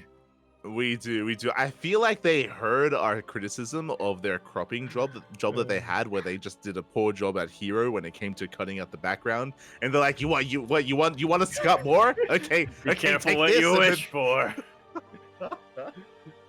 they just I feel half like the it's head. gonna progress. I feel like by the 2 or 3 weeks from now, we're gonna have a player who just doesn't have hair, or they just cut out at this point, so it's just you can't see their hair. This is where they start having fun and they start cutting it like vertically. You know, they start slicing it Yes. like part of the face and oh god, it's shaking my head. Now, I would imagine that they just got this. I was gonna say maybe they just got this image from an image like from a previous graphic that ended at the top, so you could only see that's just where the graphic ended. I would assume. But mate, what, you don't have any other photos of Trap? Like, come on. I'm pretty sure that this is from a GSL graphic. Yeah, from yeah. GSL promo for Trap. Mm-hmm. I mean, he looks good. Like, he's got a nice shirt, you know, rocking up. Like, he looks, got the collar. Good. It's popped. Yeah. Yeah. He looks good. He just there's not enough of him to look at. There's not. The hair being cut off. No. God damn it. Like, you know what, all you have to do, just like slip into Gemini's DMs, and he's got plenty of photos for you. He's got plenty. Like, too many, I would say. He does. Oh no. And many he probably cannot share, but he'll have something better for you here. Something with a full head, of hair. Smooch. It's like, we heard you don't like bowl cuts, so just cut out the bowl as well. But regardless, congratulations to Oliveira. Yeah, very strong showing from Oliveira this time. Oliveira, he has been on a bit of a win streak in the Luli Cups, but the past couple of them, they did go all the way to the ace match. This time, though, 4-1. Trap took one map, and yeah, that was about it. A little unfortunate we weren't able to see all of the maps, since we do have a lot of new maps coming out, but yeah. You can't really hold that against Oliveira for playing well. Yeah, and I think what I find the most impressive here is that this is a Trap that's in form. Like, Trap, he has been getting some crazy results recently. I would say remember this result here. Remember this result as we come into this week's Open Cups, because Trap popped off. He popped off in the Open Cups. Regardless, congratulations to Oliveira. Very dominant win, as you did mention. You could argue that a part of this could just be, you know, some teething issues when it comes to learning the new maps, learning the new PTR as well. But regardless, what we should say though is that a lot of events recently have been on the PTR. So a lot of these players have been getting more and more practice on it than in previous seasons and in previous years. Yeah. Plus, you know, if it's teething issues, then that's an even... If it's teething issues, getting used to a new patch, then that's a bigger mark against Protoss, I would say. I don't know if it's really realistic for this to happen, but for some reason in my mind, when a new patch comes out, I expect Protoss to be the ones who do well initially, and then for the other two races, but Terran especially, to lag behind a little bit while still trying to figure out how to make use of the new patch and how to make use of the new map pool. So, you know, I don't know how realistic it is for me to have that expectation, but it's what I've become used to. I mean, you can compare it with the rest of the PTR tournament results we have coming up, so we'll see. We'll see. As again, Oliveira, he does take it 4-1, very impressive. Meanwhile, moving on over, we do have the Mask Cup coming up next. Yes. Now, this is a very fun event where initially we did not know who the opponents were for Oliveira. Yeah, neither did Oliveira himself. In the notes here, it says, similar to No Regrets Anonymous. For people who were around back then. Yeah, it's similar. So No Regrets Anonymous tournament was no one knew anyone. Like you just had you know players with hidden IDs that weren't revealed until afterwards. But here it was similar in the sense that Oliveira was known. Oliveira, you know, he was the one going up against some otherwise unknown players. It was just revealed who they were after the fact. Indeed. And once again, Oliveira continuing to dominate here. Won every single match. They were best of threes. Damn. Beat Ryung, beat Rogue, beat Trap. Although Trap was able to take a map off of him. The only player in Mass Cup who was able to do so. This is crazy, actually. Like for Oliveira to take down Trap 4-1, and for Oliveira to 2-0 Ryung, 2-0 Rogue, and 2-1 Trap once again. Like, mate, Oliveira, he is farming keep in mind, these players. Exactly. Keep in mind, Oliveira was the one who had to stay on and play for 7 games in a row. Yeah, exactly. You know, he was on that grind set. You know, he didn't know who he was playing against either, so he had no kind of like foresight as to the play styles of his opponents. Here's the thing, though. I feel like for Oliveira specifically, that's actually a benefit for him. Because he's mentioned many times in the past that you know, sometimes he overthinks too much and then he gets into his own head. But then when something flips in his switch, I mean, some switch flips in his brain. I mean, he mentioned this after beating Raynor in 2023 Katowice and in beating Raynor again in DreamHack Dallas. He said, "Yeah, I overthink too much, and then when Raynor got to match point, I decided, you know what, brain off, just gonna play loose," and then was able to play a whole lot better. So I feel like Oliveira is the one player, maybe not the only player, but one of the very few players who actually benefits from not having that complete information. Yeah. He can sometimes get into his own head, right? Get into his own head and kind of mess himself up in that way, in that sense, and maybe overthink, maybe overstress. But regardless, GG, well played, Oliveira. He does not drop a single series here in these show matches. So very impressive results by Oliveira. I mean, again, you were praising him earlier. We have been seeing Oliveira take down players like Hero in these show matches in recent weeks. So yeah, he's very in form. Absolutely, very dominant. I was gonna say this is a good sign for Bellum Zagora, but then I remember that's like still 8 months away, something like that. yeah, you're not wrong. That's how much I'm looking for. That's how much I just want another offline premiere. Club Story Cup cannot happen fast enough. You're like, if Oliveira, if he can keep this up for the next 6 months, like he's gonna pop up. True. You know, I believe it. I believe he'd be able to keep up this form. There you go. Best of luck. Up next, we have these Super StarCraft Global number 7. This is not the same as the Super 7s. Yes. This is more of a bracket format instead. Despite that, we do have a full Korean roster. That we do. It was a best of 4, or no, round of 4 is what I should say, into a grand finals, round of 4 best of 5s, Trap beating Gumiho 3-1, and in Classic beating Cure 3-1. Protoss players doing pretty well against the Terran players here. And then in the end, we had a full series best of 7 with Classic coming out ahead. Yep. As a reminder, I think this is the first Super StarCraft Global that was on the PTR. Let me just double check. Yes, so this is the first Super StarCraft Global on the PTR on the new map pool as well. So really impressive stuff here. Classic takes down Cure, Trap takes down Gumiho. I feel like we haven't heard much from Classic. I think I said something similar last week, where Classic has been floating under the radar. We've been getting better results out of Hero and Trap recently. Maybe Classic just taking some time off and taking a step back in the off season. But great to see him finally come back with a win this week. Indeed. And potentially, not the only win, but I guess we'll get into that as we talk about the upcoming events later down the line. But yeah, nice showing here from Classic, getting back into that form. And I mean, we were just talking about Trap's results against Oliveira recently, and it was definitely quite one-sided over there. But as you were mentioning, Trap, he has been on fire in these online events lately, so this was not an easy best of 7 whatsoever here for Classic. I mean, obviously not, because it went all the way to the ace match. Yeah, it went all the way to Game 7, a very clutch PvP between Trap and Classic. Definitely recommend checking out the VODs. It would be amazing to kind of embrace that and see how things did unfold.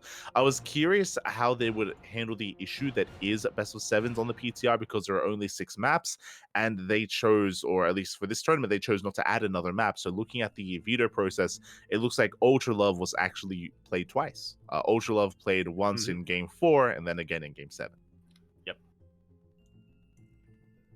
Yeah, I have to wonder about that. How was it up to the admin's discretion, or did our players like decide? Yeah, if we get to that stage, we'll play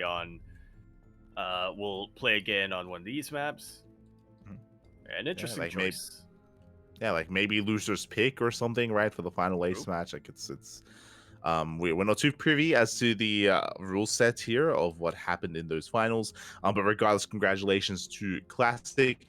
And as you mentioned, right, this also shows that the win from Oliveira, it is even that much Yep. more impressive for Oliveira, because Trap, he's it's not like he's performing poorly whatsoever. Yeah. Definitely on fire here. So congratulations to Trap and Classic for winning Super StarCraft Global number 7. Mhm. As we move on to the Supers 7, another full best of 7 series that we had here. This time, a PvT between Zaun and Gumiho. Oh, let's go. And of course, this is a Zaun that is right off the back of the Alima League previously, where Zaun was able to take down Clem and Björn as well. Zaun has been looking so good recently. It was last week in the Alima League where he took down Clem, took down Björn. The best player in the world, the best Terran in the world did fall at his hands, and even takes down Gumio here as well. So it's been great to see the rise of Zaun. Again, last week we talked about how we've been praising Zaun for his PvP, and clearly his PvT is on point. This was a close series, though. What I will say, it was a close best of 5. Very close indeed. Also, quickly double checking, unlike the previous super event, this was on the current patch, not on the PTR. Yep, current patch, current map pool as well. So yeah, players very familiar with like there weren't too many teething issues or anything like that coming into this. This is potentially going to be the final event, or the final big event, or rather the final event featuring pro players that is on this patch, but we'll see. Yeah, a lot of tournaments have kind of decided to move over to the PTR, and they've been hosting their events there instead. Again, for testing purposes, again, to make sure we provide as much feedback as possible. At least not for this Super Sevens show match, but it's possible that the next one is going to be in the PTR. If the global event was, then I'm sure this one will follow suit. Yeah, probably. We'll see. We'll see how it goes. For sure. So congratulations to Zaun. Again, he continues his reign here against Terran, but good to see that Gumiho did put up a very strong fight against him. Again, Zaun has not been back for too long at all when it comes to finishing up his military, so it's been impressive to see his run. What I'm most curious about, and what I'm still waiting for him to really pop off in, is his PvZ. It does feel like currently his PvZ is his weakest matchup. It's the matchup that he still has to work on the most, but it has been great to see him rise everywhere else. I mean, one matchup at a time, I guess. True. He's gonna be put into the next Super 7. He's gonna go up against Dark or Shin or someone, and then he's gonna come out on top and be like, "Oh, is Zaun the best player in the world? The best Protoss player in the world, at least." He's cracked. Crazy. He is in form. Yeah, he's doing really well. Keeps us up, then potentially. As up next, we do have our next show match, the Basilisk Big Brain Bouts number 75. Oh boy, and once again, did we have a theme for this? That's the most important thing we have to find Yes. I don't know what it is, but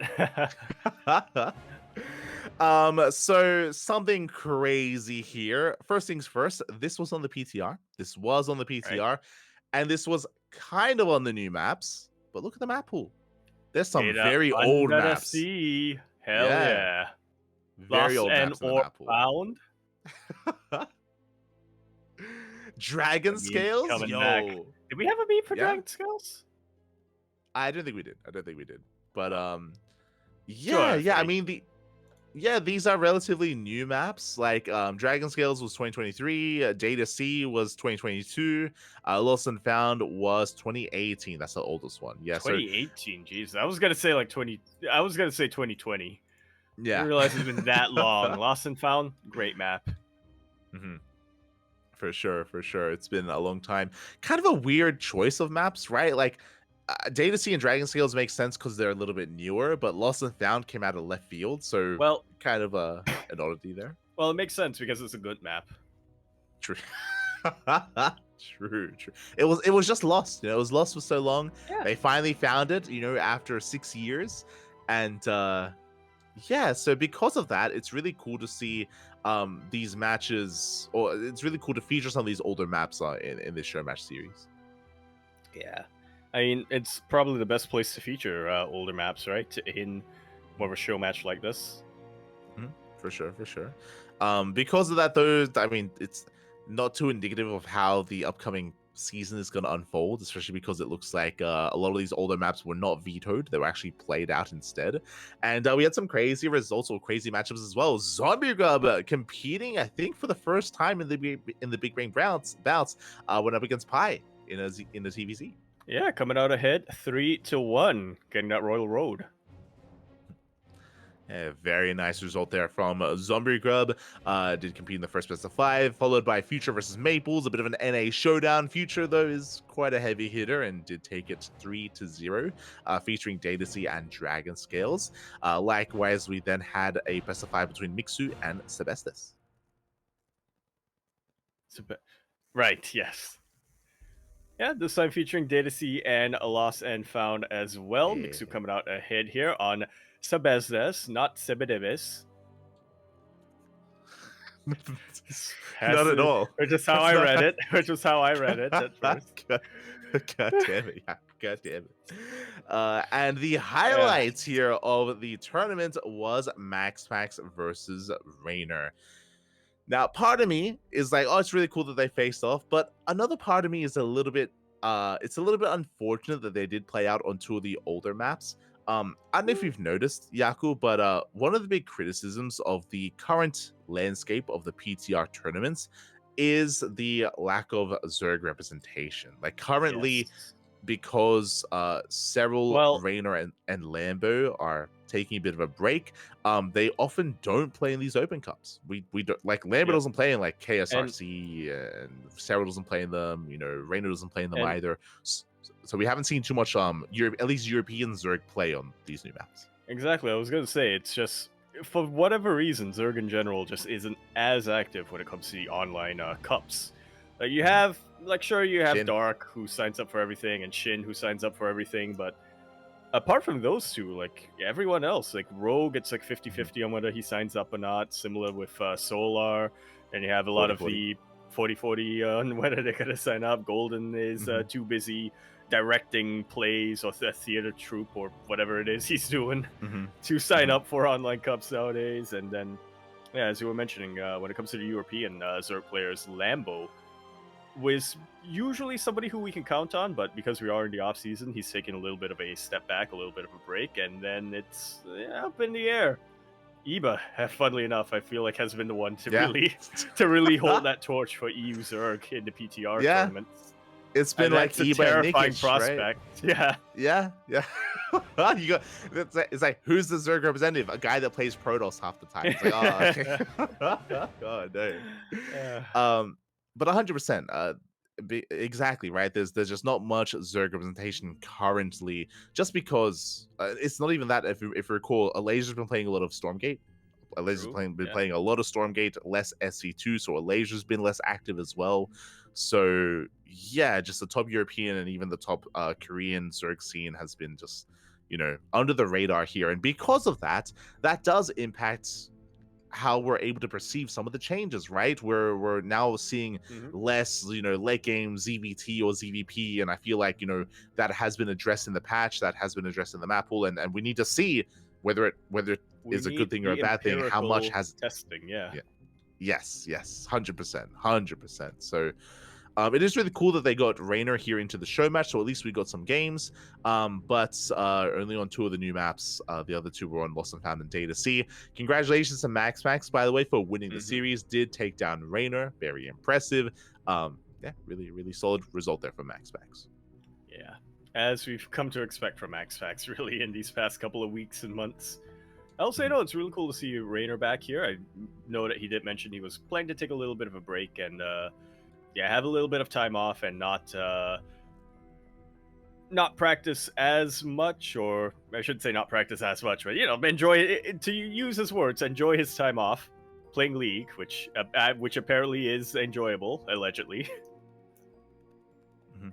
But yeah, it's nice to see him return a little bit, and nice for us to get a little bit of a sense of how he's adjusting to the new patch. If even though it's not necessarily new maps, we can get a little bit of a glimpse as to how he's adjusting to the new patch itself.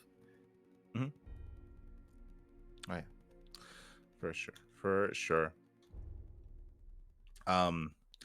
Hold on, I do see there's a discussion happening in the chat as well. Did also want to enlighten that. I mean, I think there's some people asking about Firefly. Yes. I mean, for the most part, I think we did get confirmation about the accusations of Firefly when it came to reveals of like payments and reveals of money transfers. We have concrete, like you said, proof and evidence that he has been involved in match fixing in the Chinese scene. All the other things that people are talking about potentially like toxicity or whatever, that we're not too privy on, but I think it's pretty much. I mean, there's no explanation for the screenshots and the conversations that we've got coming out other than it being match fixing. Yeah.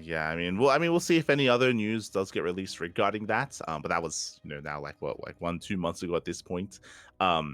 But yeah, with that, congratulations to MaxX for winning that series, and hopefully we see more of Raynor. Hopefully we see more of him in the new PTR, in the new map pool as well. It would be great to see more of that. Otherwise, we're still kind of praying and crossing our fingers for more Zerg representation in a lot of these PTR events. That's what we are hoping for. As much as I would like to see Zerg nerfed, I would like them to be deserved nerfs rather than just nerfs to things that we weren't able to test out yet, and nerfs that were more of a gamble, I should say. Yeah, again, we still have some time for some testing. Definitely, we still have a couple of weeks ahead of us, so hopefully we're able to get some more feedback there. But up next, we have the OSC Rising Star number 13. We have slowly been getting updates here, slowly getting some more results, but we have them coming in. We have Night Phoenix. Night Phoenix takes down Fiant 2-0. Chance takes down Eva 2-0 as well. Chance popping up. I say Chance. Ordinary popping off. Ordinary taking down Eva. Ordinary taking down Night Phoenix, and Ordinary is already in the upper bracket finals. Yo, we were hyping him up for good reason. Chance, I mean, like he felt like a little bit of a dark horse coming into this, at least compared to some of the other Korean players who have been a bit more active. But yeah, all of a sudden last week, I think we were talking about it.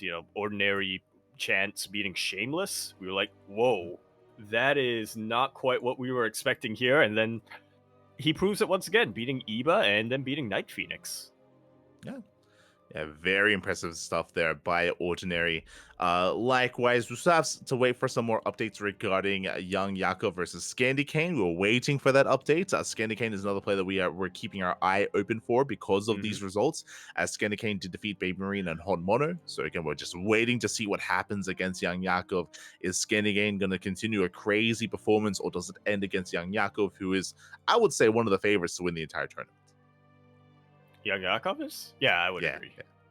Yeah. I would definitely agree. He's been around for a little while, and he's always been known to be a very solid player. When we do have events like this, like the OSC Rising Cup and some of the other more semi-pro tournaments, it's pretty reliable. He pretty reliably makes it to the finals in those, and yeah, even some of the Open Cups, he's been known to take down big names and create some of those upsets. So Young Yakov, I do have to agree, definitely the favorite, but I'm interested in looking at Chance after seeing his last couple of results here, seeing the last couple of players he beat. Yeah, I mean, Young Yakov is the reigning champion, right? He is the reigning champion, so it does make sense that we are looking to him to win it again. But as you said, our Korean Protoss player here definitely has been performing very, very well. Did drop a map earlier to Demi, but Demi's an animal. Demi is a very unique kind of player. He is the shark, of course, of the sea. It bodes well for him. I don't know if this happened last week or if we brought it up last week, but Demi also beat Han Mono 2-0, eliminating him from the lower bracket. So I can imagine the celebration that was had afterwards. Let's For go. Demi. Let's I'm sure he go. was on cloud 9 after that. Yeah, Demi doing well. We do have those lower bracket results coming Specifically in, as you because it was mentioned. Han Mono. hmm I don't think we actually went over these results, so this is actually crazy. Bappy takes down for Jumi 2-0. Big win for Bappy. I mean, Jumi has been doing well himself. So to be one of the first players to be knocked out of the tournament, that is crazy. That's crazy, and it's even sadder that we're not going to see the Jumi Iba match. Yeah, that's really Going what down we later wanted. down the line, but yeah, very impressive results here from Papi. Up against Shameless in the next round. Shameless, who beat Baby Marine. That is a PvP that's just going to be pure chaos. It is. It is going to be very chaotic there. I mean, Shameless did come in as the favorite against Baby Marine, but again, Baby Marine is the big name. It is a shame that he is knocked out in the first round, or in the first round of the lower bracket. It shows how brutal, how competitive these matches are. Best of luck to all those that are remaining. Art takes down Rostock 2-1 as well, and we do have continued PvPs down there. I'm sure Iba is excited to see more Protoss ahead of him. I'm sure. Will he succumb and become Protoss himself? Probably not.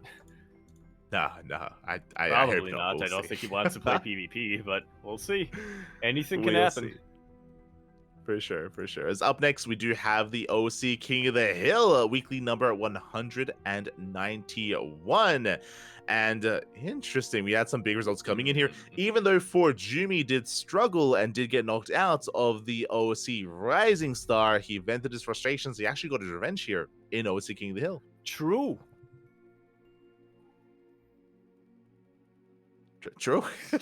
Yeah. I mean, let's look at this: beating Jumi, beating Demi, beating Byeon. Sorry, Jumi beating Byeon, beating Demi, and then beating Shameless here. I mean, that's crazy. Byeon, he was the, I believe, reigning King of the Hill. He was invited to start off the entire event. Homeowner off race Zerg. He took down Spirit, who's a big heavy hitter in Europe. And it was who was the player to knock down Byeon? It was an unlikely hero. It was Jumi. Yeah.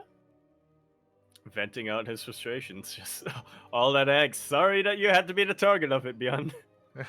But Jumi, yeah, went on a little bit of a roll here, taking out Jumi and then Demi and Shameless, so one of each matchup, but then finally fell to Christianer in the fourth match that he played. Christianer, though, falling to Geralt in the next round, and then we have the crown kind of switching hands a little bit. Yeah. Until Mixu. Very often here. Exactly. We had the Geralt fall into UAD Soldier fall into Mixu. Mixu did go for a bit of a win streak himself, taking down UAD Soldier Rebellion and Nicaract before falling to Art. Again, a more unlikely opponent to bring Mixu down. Art pops off in the best of one, then to GG Machine, then to Quanta, then back to Demi, as Demi looks like he was revived at the very, very end to be the final King of the Hill. So a very dynamic OSC here this week. And this is why this format is so fun, because it's purely best of ones. Upsets do happen, and without it, we wouldn't see something like this, someone like Jumi defeating Byeon. Yeah, so like Jumi beating Byeon, or well, I guess that's the biggest upset coming out here. I don't think it's cool that Demi did get revived and ends things off as the reigning King of the Hill now, though. Yeah. It's fun to see Demi popping off towards the end. But yeah, like even Art beating Mixu or UAD Soldier beating Geralt, we kind of glossed over that one. True. But like, yeah, some just crazy best of one results here. It's wild. Yeah. It's really cool to see. I feel like last week, in these past couple of weeks, we've had a lot more dynamic King of the Hills. I feel like before that, or before the start of November at the very least, we had a lot of King of the Hills where it's like, okay, Geralt comes in and he wins like 5-6 games in a row, and then he falls to Christianer, who goes on to win 5 games in a row, and then Byeon comes in and then he wins 5 games in a row or something like that. Yeah, but these past couple of weeks have been a lot more dynamic and up in the air. Yeah, it's always a little fun to have that. I mean, don't get me wrong, it's always really cool whenever there is a big win streak, when someone rocks up and wins every single game, but it's more exciting when it does pass hands like this, when it's a lot more unpredictable when it comes to who can defeat who.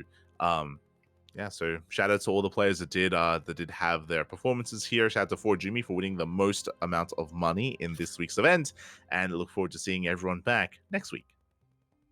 Yeah, for another hill to climb Yeah, exactly. and We'll fall off climb out that of. hill.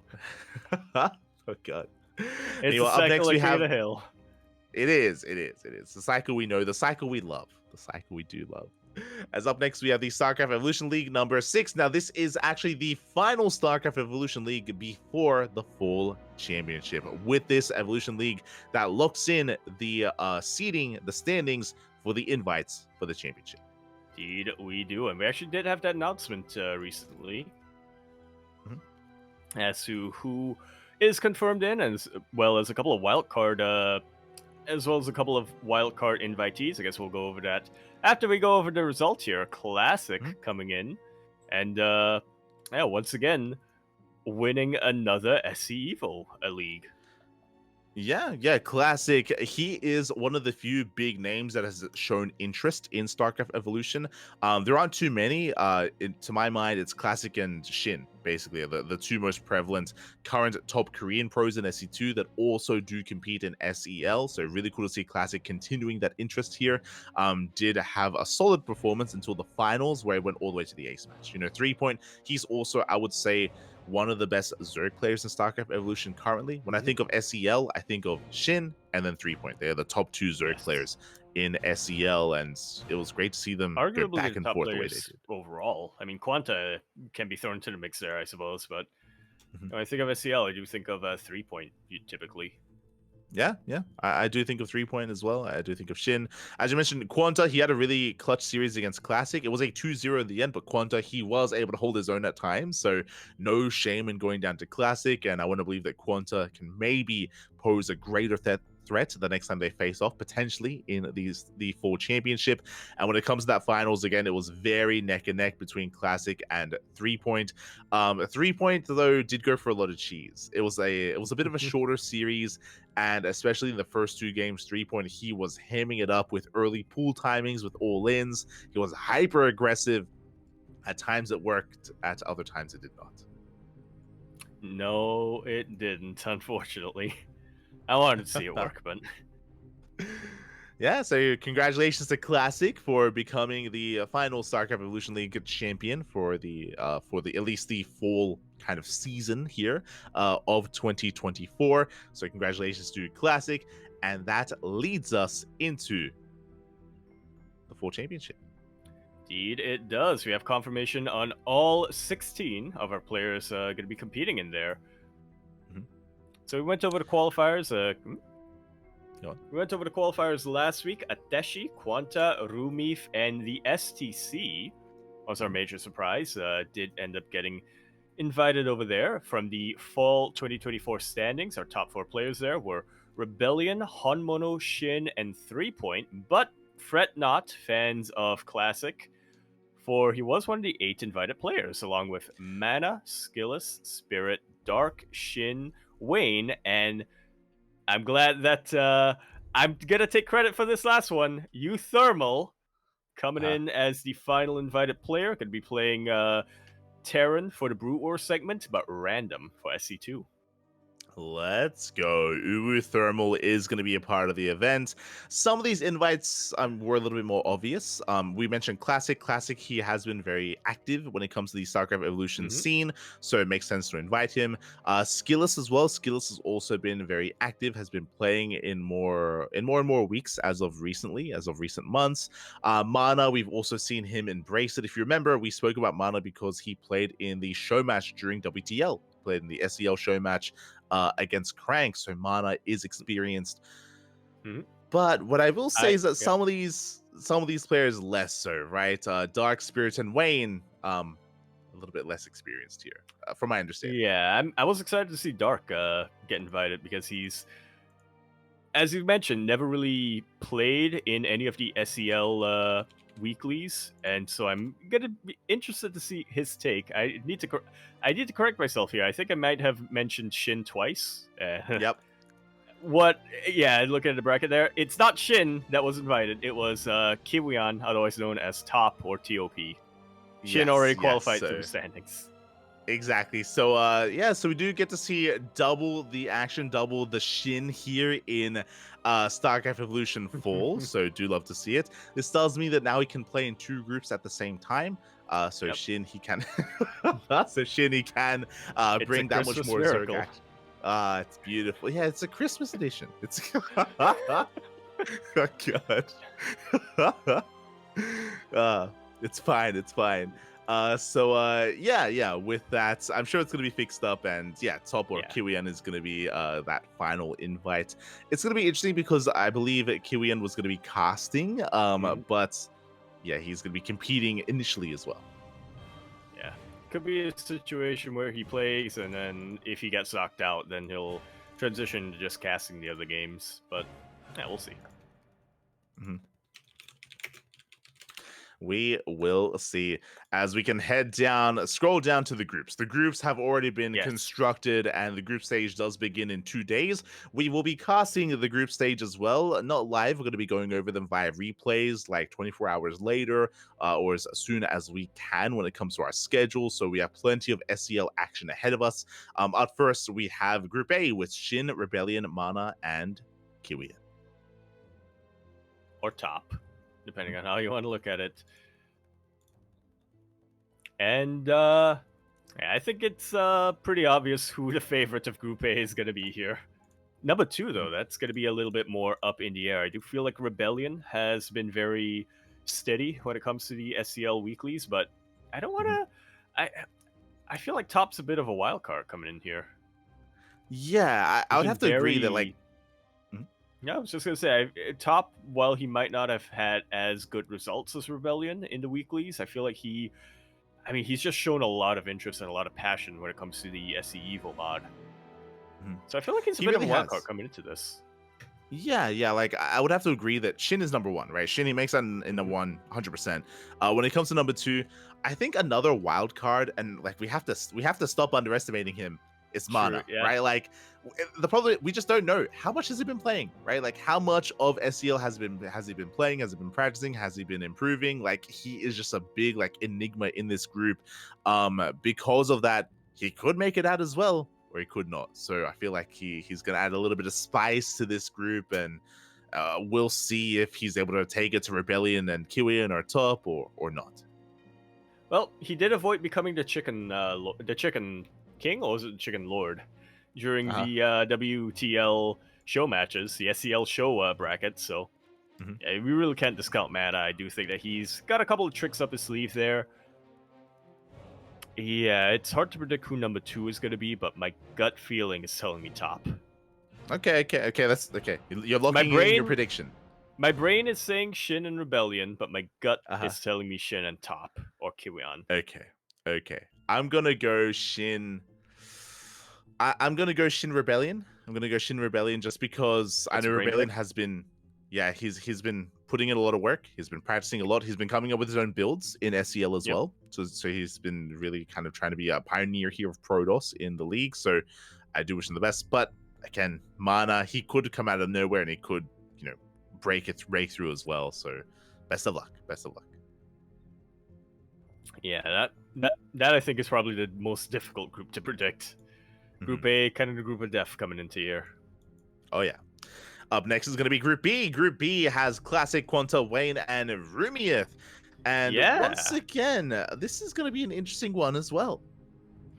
It definitely is. I do feel like the 2 favorites, obviously, are going to have to be Classic and Quanta. But first off, we don't really know too much about how much Wayne has been playing in the SE Evo mod and how much what he's been able to craft together when it comes to builds and when it comes to strategies and stuff.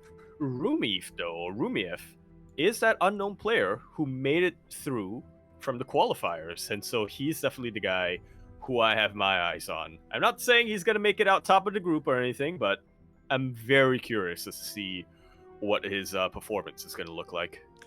Oh yeah, like Rumieth, he's no slouch. Like he is a solid player in SEL. I would say he's like top 3, top 4 Zerg player currently in SEL. Like right under 3 point is where I would place Rumieth. So yeah, I do think that he is a very strong competitor.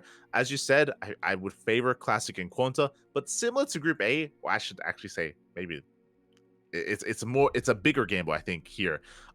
Unlike Mana, we haven't seen Wayne play SCL. Mana at least had the show match, and we've seen Mana embrace the mod before. I don't think we've seen Wayne do that. So Wayne is an interesting one. I don't know how much he's played. I don't know how much he's practiced. In my mind, less than Mana, but at the same time, you could argue that Wayne has like greater skill in SC2, so like some of that may just organically transfer over. So like, I mean, maybe that'll carry him anyway. It's hard to tell.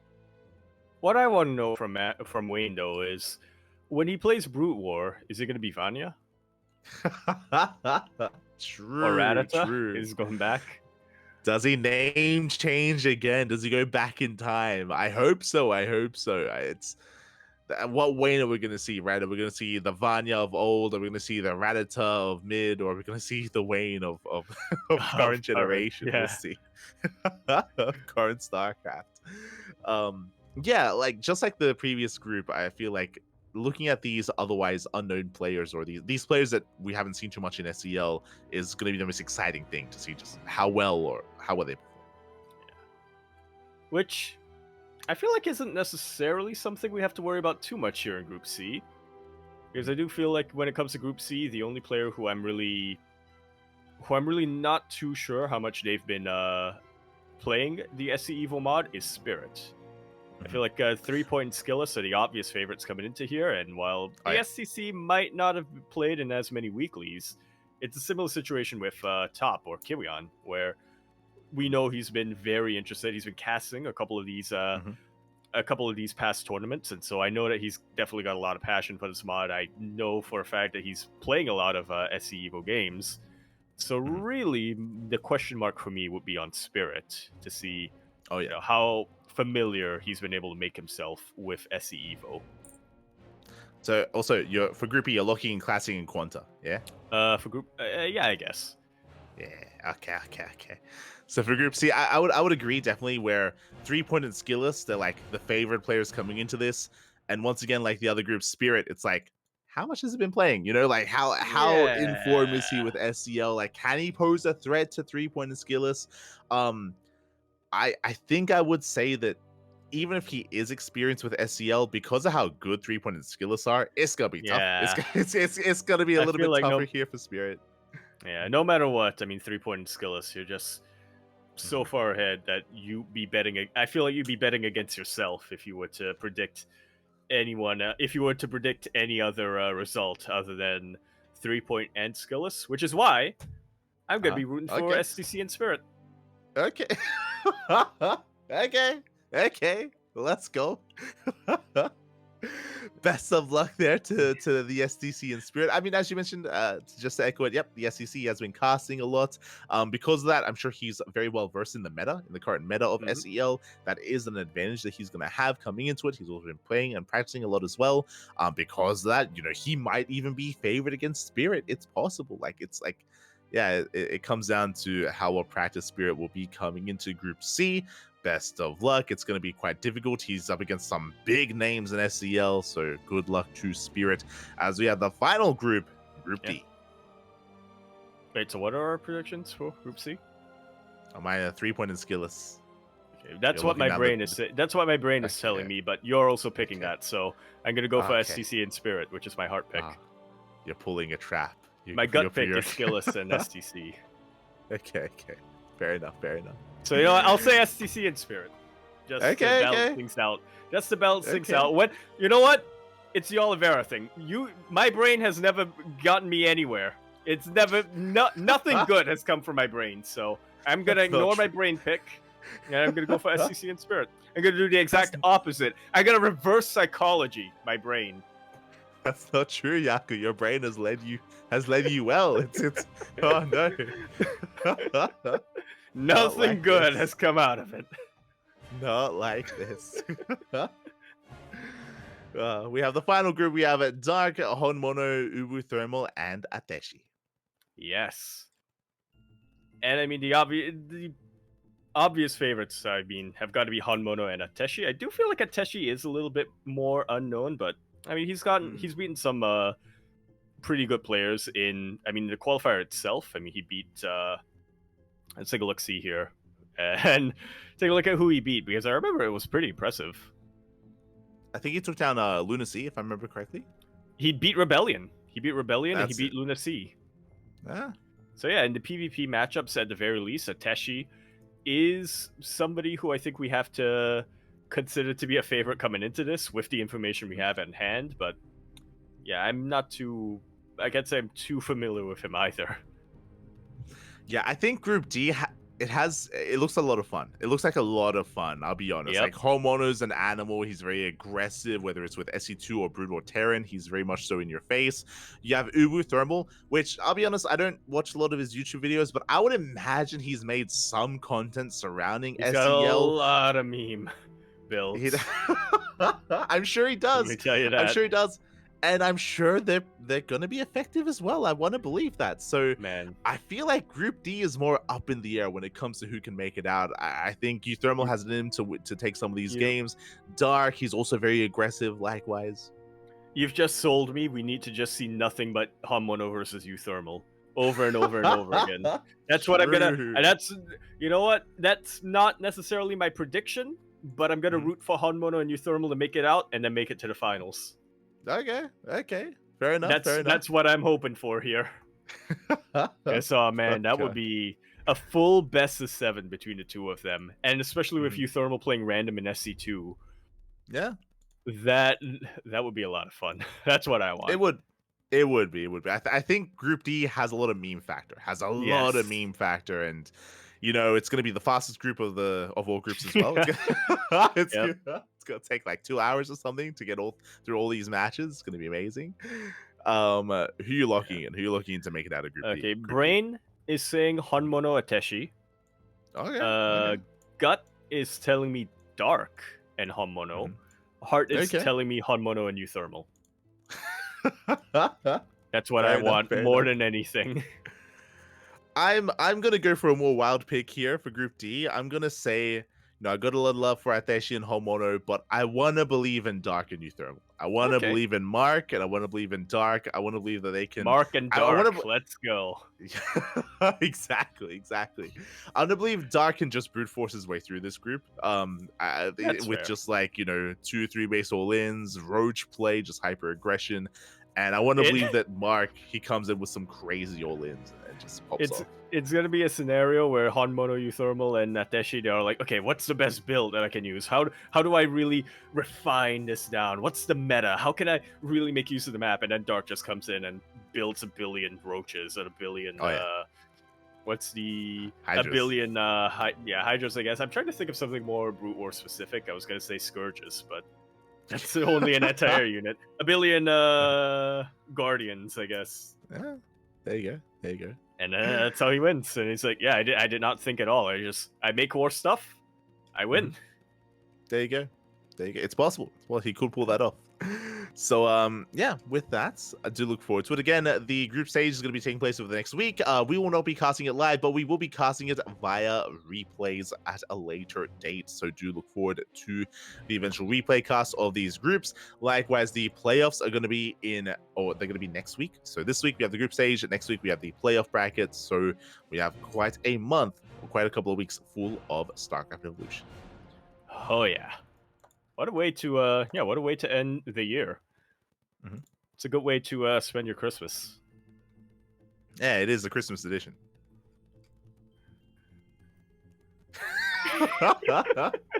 And now we wait for chat. Let's go. The full championship Christmas edition. It just makes sense. It just makes sense. Yeah. What can we say? Yeah. For sure. As up next, we have the Dave Testers Open number 9. Now, this is not necessarily a regular event. It's just every now and then. Every now and then, when Dave wants to host an event, when it does kind of catch his attention, he's like, you know what? We'll start a tournament. We'll host a weekly. We'll just make something here and now. Every now and then, when Dave decides that he has too much money and he needs to run from the tax people? Question mark. Yeah. God. We got another Dave Tester Open. To get Neo on the line and get our lawyers ready. Oh, God, no. But yeah, it is more of a spur of the moment event, and we did have quite a lineup though. A lot of NA representation. We had Trigger, we had Paddy Mac, we had Estrella, likewise some European representation as well. So really nice turnout, despite how little time players had to get ready for this. And this was hosted on the PTR. Indeed, it was. So new maps, new patch, Hmm. and a full best of 5 finals here between Estrella and Geralt, but Estrella, in a very close best of 5, managed to pull through in the end. Whew. Yeah, very impressive here. Estrella, he took down Wayne. Really cool to see Estrella and Geralt go the distance and Estrella get his revenge. If you remember, it was a couple of weeks ago where we casted and we saw Trigger defeat Geralt and Geralt defeat Estrella. That's also what was sparking, like, who's the better NA player? But now it's reversed here. Geralt takes down Trigger, but he falls to Estrella. So the three of them have been going back and forth. Three of them quite close in skill, clearly. And this week, Estrella's the victor. Indeed. I also just realized he off-raced against Patches in the first round. Oh, yeah. Great to see. What's interesting to me is that usually whenever Estrella off races, he plays Terran, but I guess he didn't want a mirror matchup, so this time he played Zerg. May as well. Mhm. Especially the new patch, TVT. Actually, I think it would have been pretty exciting. Yeah, it did avoid that, unfortunately, but regardless, congratulations and some solid results. I mean, we even had Paddy Mac taking a map off of Trigger. Very impressive to see that go all the way to the ace match. And That we had entire mainly side of the bracket, that's just nothing but PvP. It's there's so much PvP. Oh god. Which is how online events usually go, to be fair. So that trend does continue here. And again, congratulations to Estrella when it comes to checking out. I mean, I do appreciate that at least Wayne was a part of this as well. We spoke earlier how we haven't seen too much Zerg representation in these PTR events. So great to see that Wayne was able to rep the Zerg race here in this tournament. Yeah, got to see a little bit more of how Zerg interacts on the new maps and in the new patch. For sure. Up next, we did have the Sparkling Tuna Cup number 72, of course, also on the PTR. Yes, also on the PTR, and a historic Sparkling Tuna Cup, I might add, as this was the one where Iba won the raffle. I was like, what's he excited about? Oh, let's go. Iba, he does walk away with that raffle win. Bit of a consolation prize as Iba did get knocked out in the quarterfinals by Shameless. Again, we spoke about it. Shameless, he was able to perform well this week by defeating Forjumi in the OC Rising Star tournament. And he also brings down Iba here as well. Similarly to the previous tournament, a lot of PvPs were taking place, as is typically the case in Sparkling Tuna Cup. But we had a lot of representation here. Just a really nice showing as we had players like Nickeract, Hodmono, Nikic, Iba all rise up as well, all show up. Yeah. A little bit of match diversity to be had, but of course we relegated the Protoss players to one side of the bracket to try to avoid too much repetition there, but dread it, run from it. PvP finals arrives all the same. Mm-hmm. As we had Zauna versus Geralt, a very close series. This time, though, I mean, we were praising Zaun's PvP, but this time, Geralt coming out ahead. Yeah, I'll be honest. So for this week's tournament, Nightmare didn't check in, Björn didn't check in, like our other Korean competitor, Christianer, he didn't check in either. So our typical champions weren't quite here. And after seeing Zaun perform insanely well last week, I was like, yo, Zaun, he's gonna walk over everyone. Like Zaun, he's just gonna walk up, he's gonna collect his check, and he's gonna step out. And it was looking to be the case. Check, and he's gonna steal the raffle as well. True. But I guess maybe it was a sign of things to come. Zaun, he did not win the raffle, and Zaun, he did 2-0 his way to the finals. But in the finals, we had someone that can contest against him. I mean, we just saw Geralt go to the ace match against Estrella, didn't quite bring him down, but clearly showing that his PvP is on point, and does so here against Zaun as well. Yeah, very nice. Very nicely done here from Geralt. I mean, like you were saying, it's a very close finals coming in here. I would say two of the current top form Protoss players, at least in the online PTR Cups. Mm-hmm.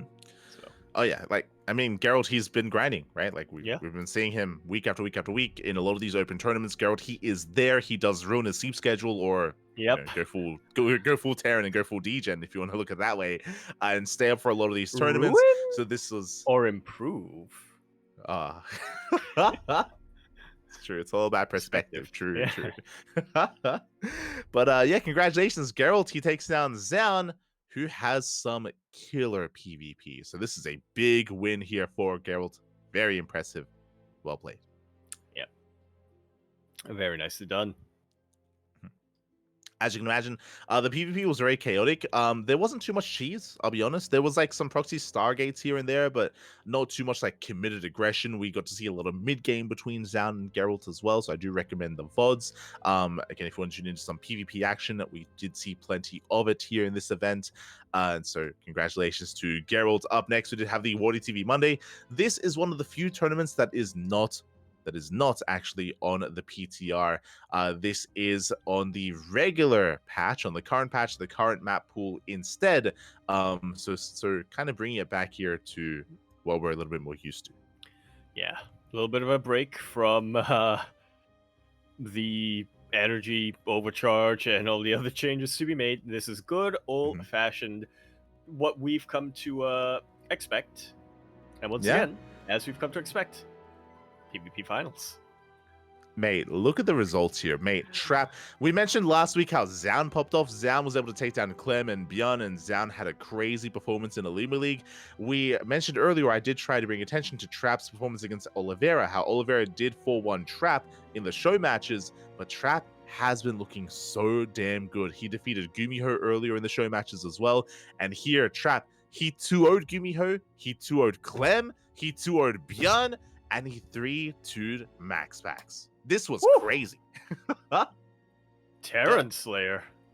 So we should be calling him after this just absolutely brutal bracket here. I pity any Terran player who had to go up against Trap in this particular weekly. He went on an absolute tear. Started to show a little bit of would have 2-0'd MaxPax as well if the finals were a best of 3.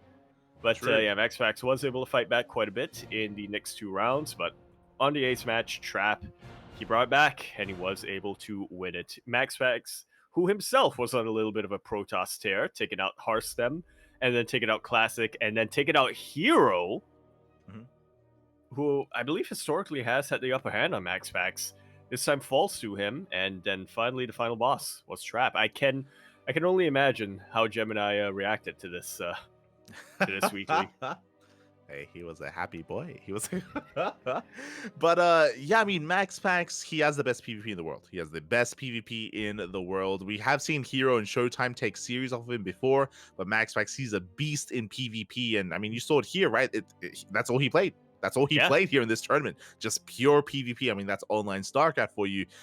Despite that, though, the finals was very intense between Trap and MaxPax. Trap being very aggressive. I should also emphasize, though, also embracing the mid game. What I will say is that MaxPax popped off and started a crazy comeback when we started getting into longer game states. So we had Trap kind of wind it back here on Dynasty, fall back on an all-in, and he was able to actually break MaxPax in the end. Crazy result here by Trap. Very impressive, and I mean, yeah, again, on the one hand, it also shows how impressive Oliveira was previously to defeat Trap, but also shows just how informed Trap is. I know there's been a lot of hype around Zaun, but clearly Trap, he hasn't been too much longer here for the military, and he is 2-0ing so, like, he's just playing so well. It's crazy. He 2-0'd the world champion.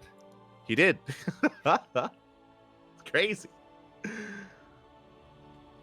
So yeah, just the rise of Trap and the rise of Zaun and the rise of some of these players has been exciting and really cool to see them become more competitive and regain a lot of their skill.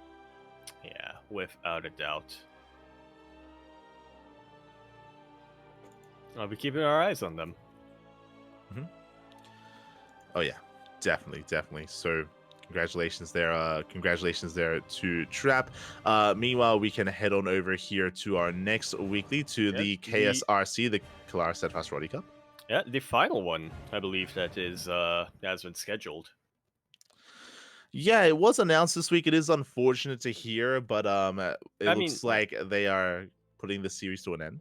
Yeah, I mean, announced this week, but if I may be mixing it up with another announcement, but I believe that when KFRC was announced as well, it was they did say that this is going to be temporary, and I think that was this 11 weeks was planned with the hope and kind of the assumption that we'd get more news as to the EPT circuit or to StarCraft, the future of StarCraft esports at this point, and yeah, unfortunately, we have still not gotten that yet. Yeah, I mean, a lot of these weeklies are temporary, like KSRC, the War TV Monday, the now Pigosaur Cup, are all temporary during the EPT off season. But like the KSRC is the first to, at least for now, come to an end. Again, the reality is we don't know how long the off season is. The off season, and I don't think they necessarily thought that it was going to be lasting this long. So it has been a big investment here from Kalar, Steadfast, and Roddy, and they did put in a lot of work hosting these 11 weeklies. But at least for now, they're going to be calming things down. Yeah, huge shout outs to Kalaris, Steadfast, and Roddy. I do want to say that Kaelaris alluded on Twitter that they will try to figure something else out for the time being, but like there are no solid plans right now. Yeah, so potentially like maybe a monthly tournament, maybe some show matches. I'm sure they do still want to support StarCraft in some way, but maybe in a bit of a different format instead. We'll keep an eye out on social media. We'll keep you guys updated. Yeah, on what's to come. Meanwhile, when we get to the actual results, though, we did have a TVP finals that we've come to kind of expect, but not the finals that we've gotten so used to. It was still Clem versus Protoss, but it wasn't versus MaxPax. Yeah, I mean, we have a different Protoss player popping up this time. I mean, we saw that earlier that day. It was a Trap that was able to just have a crazy run and a crazy performance. Here we see Estrella. Estrella takes down MaxPax 2-0. Estrella takes down Bjorn as well. Again, there's a reason why we were hyping up Estrella while we were saying like, hey, maybe he could even be an invite for Home Story Cup, because this is not the first time in the past month that he has defeated Bjorn. So Estrella, he's been looking really strong. Did go down 3-0 to Clem, but again, Clem is still the world champion. Clem is still the best player in the world. May have gone down to Trap, but that's also why we were praising Trap so much, because Clem is still the best. Without a doubt. Clem also did drop a single map in this tournament, which I think for most other players that would be noteworthy, but for Clem, that's like, yeah, that's Clem. We've come to expect that from him. For sure. So, clean sweep there by Clem. Impressive result there by Estrella. And with that, that is going to be our final KSRC champion, at least for now. Yeah. We'll see what's to come. Speaking of things that have come, once again, we have the Pigosaur Cup taking place a couple of hours after the final KSR. And once again, another TVP finals, but this time, Estrella once again taking out MaxPax in those semifinals, but falling to Bjorn here in the grand finals, who gets a little bit of revenge on him. Yeah, 2 tournaments in a row, by the way. 2 tournaments in a row. Estrella takes down MaxPax back-to-back, popping off in the PvP. Even takes down Trigger. I didn't get to cast it, unfortunately, but Estrella did take down Trigger 2-0 as well. So Estrella, he has been on fire. And as you mentioned, this time he goes up against Bjorn.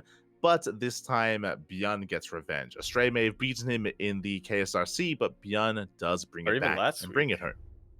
If I remember correctly, yeah, Bjorn, after last week's defeat, he's just been stewing in that the entire time. Yes. He spent the entire 7 days thinking, how do I beat Estrella? And we found out how. And fun fact, this finals was a very short series. A lot of all-ins, a lot of cheese. Series, As we've come to expect from Bjorn versus Estrella. Or Bjorn versus Protoss in general, I think. Yeah, we had like Estrella going for proxy gateways. We had Bjorn going for proxy Reaper, proxy Marauder, just 2 base all-ins. Just really, really intense series here between Estrella and Bjorn. Also, fun fact, I was actually I was asking Bjorn, because we were casting his matches earlier on. I was like, mate, did you sleep today? He's like, 1 hour. He just gave a smiley face. he's like, I slept 1 hour. I feel dead, Pappy. I feel dead. Oh no. Didn't stop him from winning. You need. That's the secret. True. Yeah. That's the secret. For Terran, at least.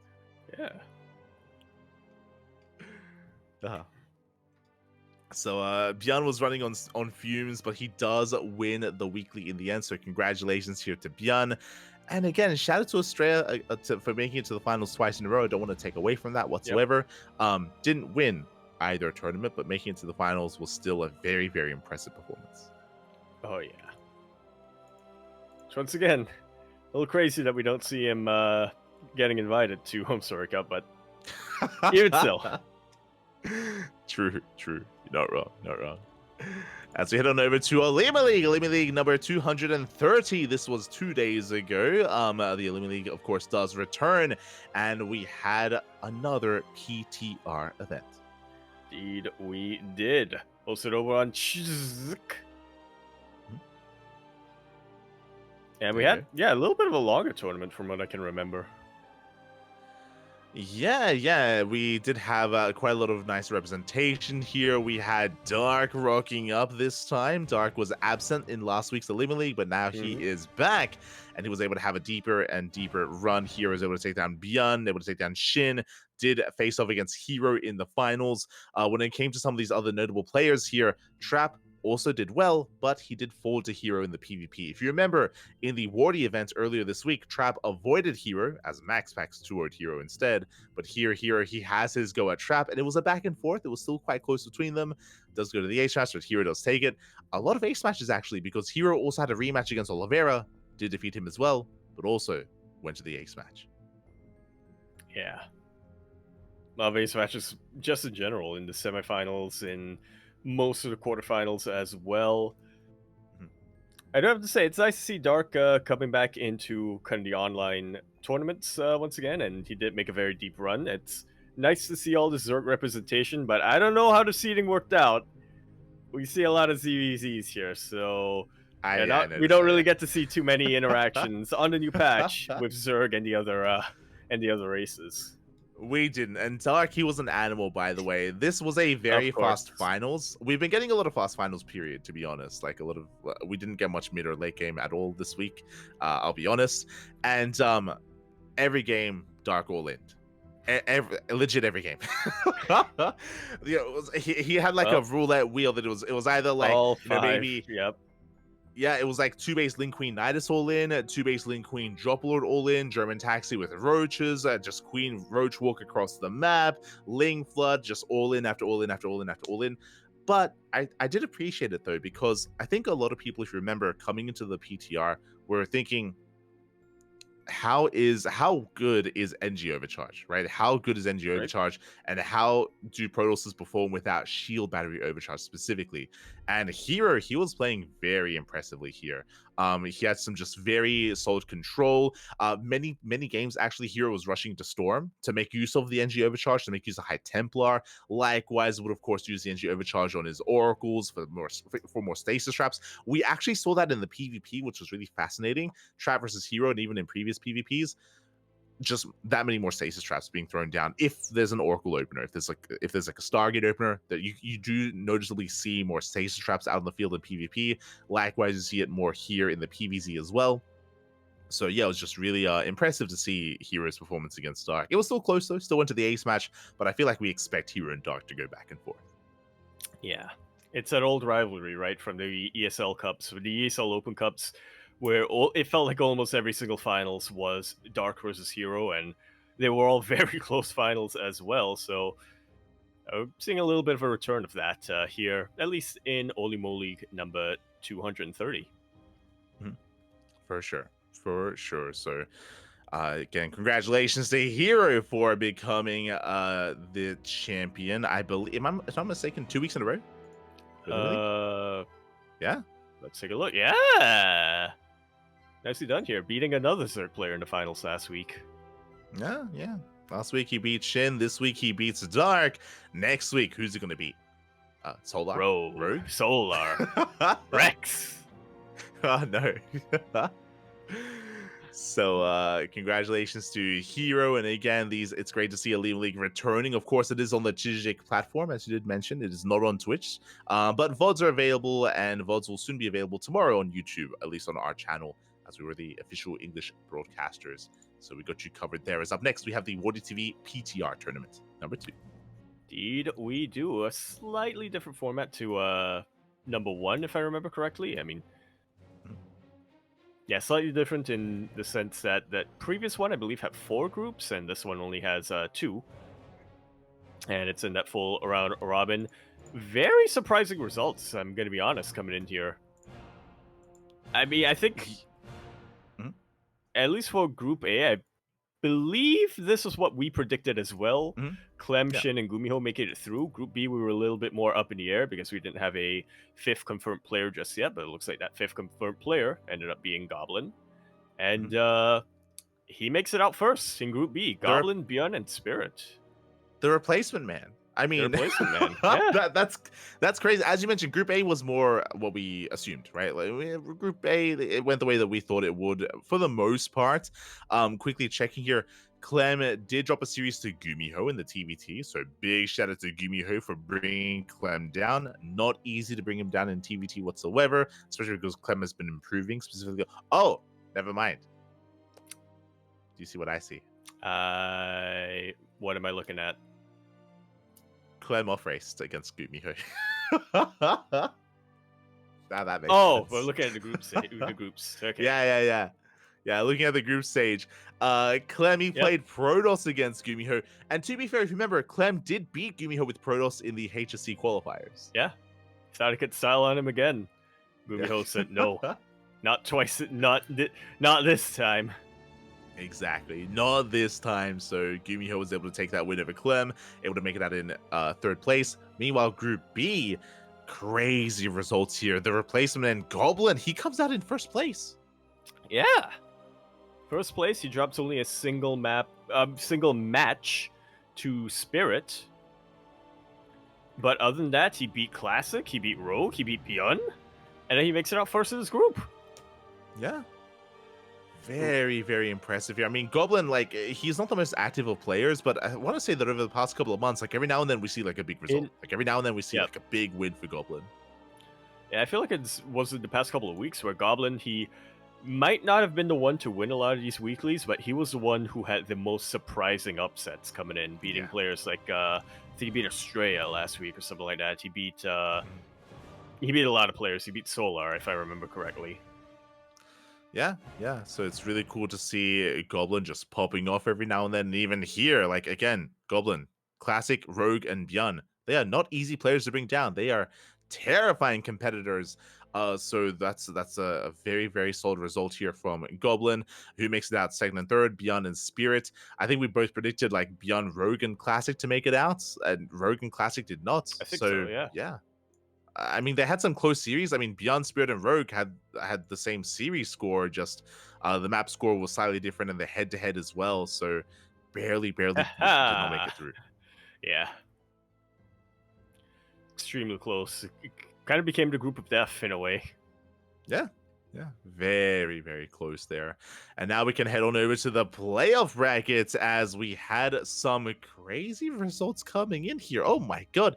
Bjorn in the TVTs. Bjorn conquering the TVTs, taking out Gumiho 3-1 and taking out Clem 3-1. But in the grand finals, he faced not a Terran player. He instead faced a Zerg player who didn't drop a single map in the playoffs. Shin 3-0 Spirit, 3-0's Goblin, goes on to win the whole thing by 3-0ing Bjorn. Crazy. GG, well played. I mean, we have been hyping up and talking about the rivalry between Shin and Bjorn, right? Like they just keep playing every single week. They play multiple times a week, right? Like in so many open cups, they face off time and time again. This week, I don't think they did. This week, I think they were avoiding each other for the most part until now. You know, that then they were able to pop off in Our the battle PTR will be tournament. Legendary. Exactly. And I'm pretty sure one-sided. I'm pretty sure last week Bjorn beat Shin. I'm pretty sure Bjorn beat Shin last week in the Pigosaur Monday. Yes. Was it Pigosaur or was it TTT? Because I think I remember Bjorn losing to Australia in one of those grand finals. It was one of the NA friendly tournaments is what we're trying to say. And also, as we mentioned, Pika Store, it was actually this week in Pika Store where Beyond did defeat Shin in the semis. It was in the semis. True. Yeah. So yeah, Beyond did defeat Shin in the semis of this week's Pika Store, but now Shin gets his revenge in the greater tournament in the PTR Wardy event. So again, they just keep trading series back and forth. This is also why it's so hard to call. Very dominant result here by Shin, but I'm pretty sure next week Beyond will get his revenge. Like they, they just keep going. Next week, Beyond is going to be the 1-4 Shin or something like that. True. Oh my god. So GG, congratulations to Shin for not dropping a single map, and again, this just adds fuel to the flames from Beyond, I'm sure, for the next time they face off. I also don't want to take away from Beyond because I do think it's quite impressive for him, even more impressive that he took down Clem 3-1. Yep. I'm sure Shin is very happy about that as well. He's like, phew. It's like, thank God. Dodge that bullet, yeah. Exactly. So yeah, Beyond, he played very well himself. Yeah, insane stuff. Yeah, very much so. As now we do head on over to the Wardy TV Monday qualifier. I believe the main event for the Wardy TV Monday is actually commencing over the next week. It is going to be up on us. November, not Monday. I'll say November on Monday. It's going to be over the next week. But the qualifier did conclude. Yeah, the first qualifier. The second qualifier actually currently on the way as we speak. Yeah, first qualifier did conclude. That's 4 players going to be making it through from there. Second qualifier, another 4 players, and then 12 invited players that are still due to be determined. And of course, the top 4 from the first qualifiers were Oliveira, who actually won the whole thing, beating Björn in the grand finals of the qualifiers here. So once again, Oliveira absolutely on fire here. Those are our first 2 players, but we also have Hero and Spirit make it to the semifinals and therefore also qualifying for the Wardy TV November. Yeah, Björn popped off in the TVTs once again, taking down Gumiho and Spirit. But as you mentioned, Oliveira was, as we even started this podcast off, Oliveira is in form. And Oliveira did not have an easy run. He took down Showtime, Hero, and Björn. So big wins here for Oliveira. Again, it does bode well for his future tournaments these coming weeks. He grinded through the TVPs and in the end was rewarded with a TVT. Yeah. Exactly. He got what he wanted. Unfortunately, Björn was denied the rematch. You can see there that Shin did not make it to a qualifying match. He did not make it. He did not qualify. Did not make it to semifinals. Spirit did shut him down. I would say that's actually a really big win for Spirit. So congratulations. Really solid performance there for Spirit to defeat Shin, who had just 3-0'd Björn. Yep. He did what Björn could not, so... For sure. And with that, we have that top 4 as you mentioned. We can actually have a gander here over at the second qualifier as well. Looks like we also have some pretty similar competitors here. Is that Björn twice? Björn twice, yeah. Well, you could still win money from the qualifiers, so I imagine if Björn does make it to... If Björn does end up qualifying, which he currently is in a qualifying match, then they'll just give that spot to, I guess, Classic? ? Okay. We'll see. They'll just give that slot to like whoever came next behind that. Fair enough. So we'll see what does happen there. We'll keep you guys updated next week. Once the qualifier does wrap up, we will keep you updated on who does make it through and who will compete in the November tournament. So best of luck to all those competitors. Whew. And that is us wrapping up this week of StarCraft. Yep, that it is. So that was this week of StarCraft, but of course it's not the only week, as we have another week coming up ahead with a lot of open tournaments that you, dear viewer, can sign up for. Exactly. Now, this is a bit of a PSA. Alima League has been a weekly tournament so far, but this next Alima League is going to be actually, well, I should say, this week you have two Alima Leagues. We have two Alima Leagues this week.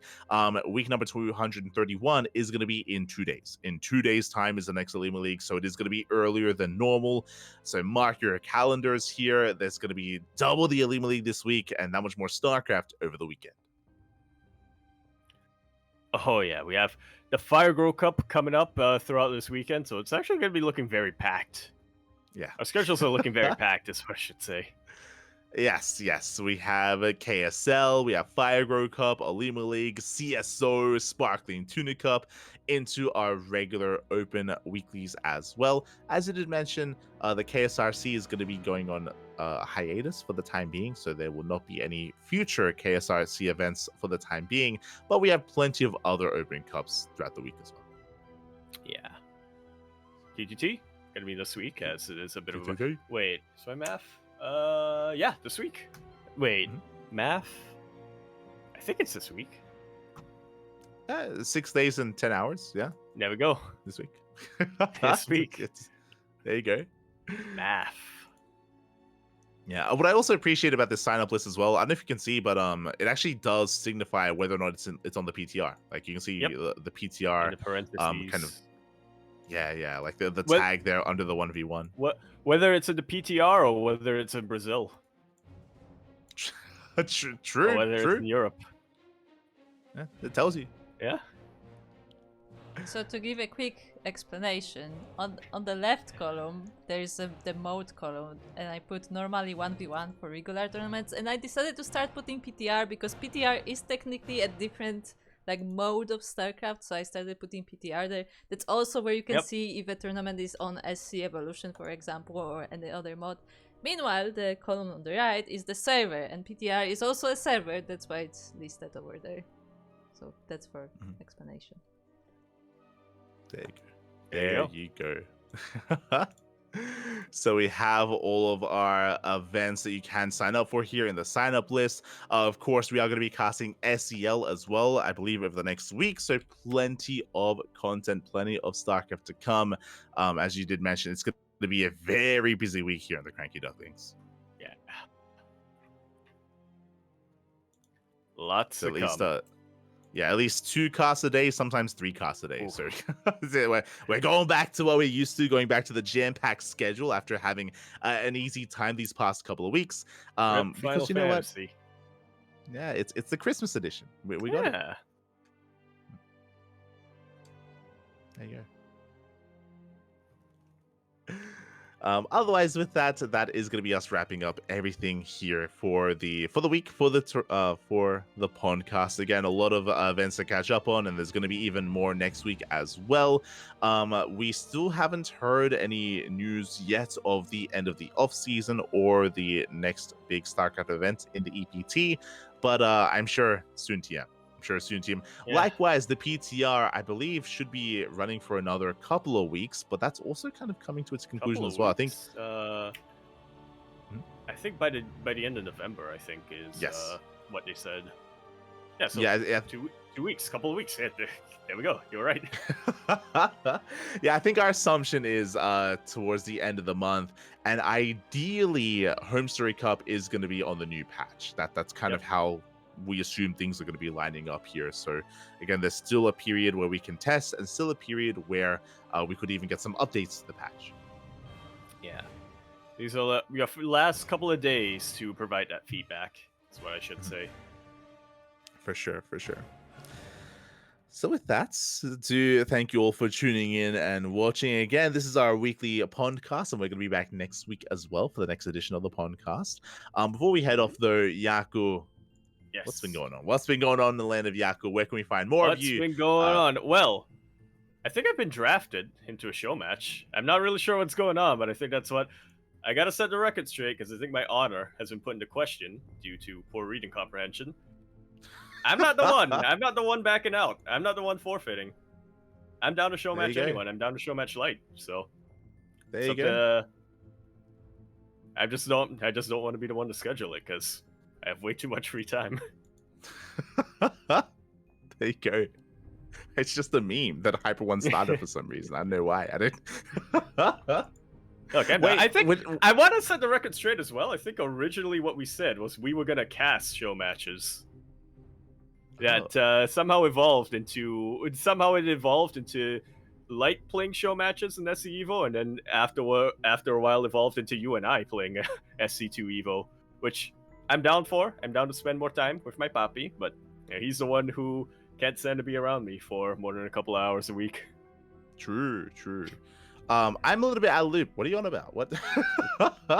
Was like a bet placed? Do we like place a bet or something? Or No, I remember like in one of the earlier returning podcasts, I was like, all right, so for SC Evo, it's becoming the next thing for the Duckling Showdown. That's what we're gonna do. And I think that got interpreted as you and I playing against each other.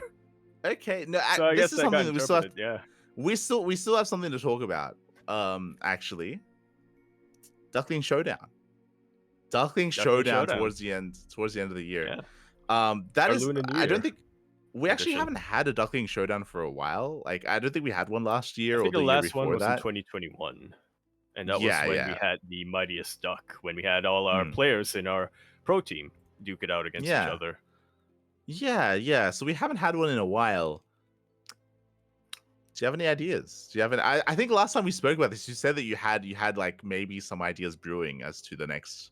Well, Duckling I remember Showdown. last year we didn't have a Duckling Showdown last year, but I remember last year we got Twitch partner, and I was thinking, okay, in commemoration of this, partner. The theme for Duckling Showdown is partner up 2v2 tournament. Oh, and then we realized that would, and then you realize that would like be way too much. That would take way too much organizing. So we just ended up not having a Duckling Showdown in 2023. You know what show match we should have? Iba versus Jumi. That's my other idea. Iba versus Jumi versus Boanan. Ah, beautiful. I Betrayal. agree. I love the idea of Iba versus Jumi to set the record straight and to get those two in the same room and talking again, because they have been avoiding each other for weeks at this point. You know, if we're gonna bring that up, this one is less memey, but still something we've wanted to see. Astrea versus Trigger. Yeah, 100%. I was thinking that as well. I was thinking Astrea versus Trigger, Jumi versus Iba. I mean, there's a lot of potential. Our main event. I don't want. Our main event, of course, the two of them have been pleading for a rematch for 4 years at this point. Micah versus Cham. True. Could have a rematch between me, Micah, and Cham. This one would be a little bit more serious. I like the idea of having a show match between Bjorn and Shin at the end of the year, just because they've been playing so much, and I think it'd be fun to. Yeah, to have like a conclusion to their rivalry, just because they've become so prevalent when it comes to facing off. Similarly, I like the idea of like another PvP between Christiana and Geralt. Yep, settle once and for all. Who is the Protoss King of Poland? Yeah, the Prince of Poland. Let's go. There we go. But I don't want too many PvPs though, because we already have Astrea versus Trigger. So and we also have Iba versus Jumi. So yeah, it's also another Yeah, true. Cap. And of course, the opening act, Light and I, SC Evo. Oh god. I do think I do want an SC Evo show. Now I remember what we said. I do want an SC Evo show match, and I remember you haven't casted SC Evo yet. I want you to cast it. That's what I wanted. I remember now. It's such an awful time for me. It is. I want you to cast an SC Evo. But you know what? If we're the ones arranging it, we can arrange it for a time when I'm awake. Exactly. If we did have a StarCraft Evolution show match, who would it be though? I think we maybe wait after. Right? Yeah, we'll wait until after the November championship, I think. Yes. And we'll get a little after bit the of championship. Picture. Oh wait, hold on. Sure. I say Shin, Hamono and Euthermal. That's what we were talking about. Hamono Euthermal. I see Evo. We'll wait for the championship. We'll wait for the full championship first, and then we'll settle. But that does sound like a lot of fun. 100%. Oh god. Yeah. I've played 3 hours of Big Game Hunters and SC Remastered. Holy shit, 7 years ago at this point. I think I know a thing or two about Brute War. Sure. I'm sure you do. Yeah, I'm sure you do. I played that with Milk. Mhm. I think Kata was involved as well, so I think I know a thing or two. Okay. I like Zerg. So, So the easiest to wrap my head around in Brute War. does any other matchup like speak to you? Because that's some pretty good ones so far. Pretty good ones. Yeah. Let's write down what we have so far, so we don't double up. If we're doing SC Evo, we need to involve 3 points somehow. True. Yeah. We could involve 3 point. SC Evo 2v2. No, that's not a feature yet. But yeah. So for those that are curious, we used to host show matches at the end of the year. We haven't done it in quite some time, but we might bring it back this year. We might just decide to, especially because our schedule is a little bit more free in December, especially without like WTL or anything like that. So that might be a nice option for us. So we'll get around to it. Yeah, we'll finalize soon. TM. Otherwise, again, thank you so much for tuning in, everyone. We're just going to be wrapping up. Yaku stream soon, maybe one day. Yeah, maybe. Well, maybe we'll see what goes. We'll see what happens soon, because the main thing keeping me from streaming right now is honestly just OCD. Well, like audio OCD, because I'm like, if I stream, then people are gonna hear the ooh birds. They're gonna hear fucking everything in the background. But yeah, maybe if I get over that, then I'll stream soon. TM ish. Mm-hmm. Potentially. I mean, have you played through the campaign of Brood War before? I played through the first couple of missions where I played through it when I was muted for like the first 2 missions. So yeah, I think maybe I have to maybe I do actually have to play through the Brute War campaign again. Yeah. I know that I want to as well. I mean, with the release of like Warcraft 1, Warcraft 2 remastered, like it could be interesting to like dabble in those as well if you're interested in that sort of thing. Yeah, it'd be a nice way to ease yourself back in. Stream, maybe, yeah, campaign stream. So, and that way, that way I don't have to out myself as somebody where this is a facade, where deep down inside I'm really just salty. Exactly. Salty and smoging all the time. You can get salty at the campaign. It'll be fine. Yeah, and no one will be able to tell that that's who I truly am. Yeah, we'll see what happens down the line. If it does happen, twitch.tv/Yakuzaku1, twitter.com @Emperor Yakuzaku, Blue Sky, Yakuzaku. Gonna try to be more active on Blue Sky now. That now that apparently more people are using it, so that's where you can find me over there. Exclamation mark Discord in the chat. That's where you'll find me. It's where you find Light. It's where you find Kuro. It's where you'll find Hyper One as well. Asking us to show match, I guess. Drafting us into show matches is apparently what's happening. And we could host a show match between Hyper One and Honmono. Honmono. We can do that. Let's go. Yeah, if you want to tune into my own personal streams, I do stream on my own personal channel as well, @_VIP on Twitch and Twitter. I do stream whenever I can, and likewise here on the CranKy Ducklings. Here, we haven't casted together in a while, Yaku, but I want to say in general in a while. So it's been a while, but you know what? Next week, because our schedule's so full, and because we have some better times coming up for some of our casts, we could actually cast some SEL together. True. We can have that. Since that's a replay cast, we can schedule it. Yeah, we can be the ones to schedule it. True. Okay, so we might see some Yaku casting once again with some StarCraft Evolution. Okay, that's going to be next week. For those who are curious, our next cast is going to be tomorrow in less than 24 hours. We're going to be casting Master Swan Open number 87, our bronze to 4.7k. Bronze to 4.7k MMR tournaments, followed by Fire Grow Cup Group A, followed by KSL, followed by Elite League, more Fire Grow Cup, STC, and Water TV Mondays. Plenty of content over the course of the next week. Thank you so much to Blake News for the 100 bits. Thank you so much for the support. Woo! Thank you so much for the bits. We do appreciate it in the chat. And likewise, hope you all enjoyed yourselves. Thank you, Yaku, for joining me tonight as well. Thank you. Yeah, great to be here. A bit of a more eventful week, I should say, of StarCraft announcements coming out. So And glad I could be here. Sure, for sure. Thank you, and also big shout out to Kuro as well for Yes. being the production, for organizing and making sure that everything is looking as For fact smooth checking as us. for Yeah. fact checking being as smooth as possible. And we'll be back next week with the next podcast. Indeed, we shall. We'll see you then. See you next time. Ciao. Bella.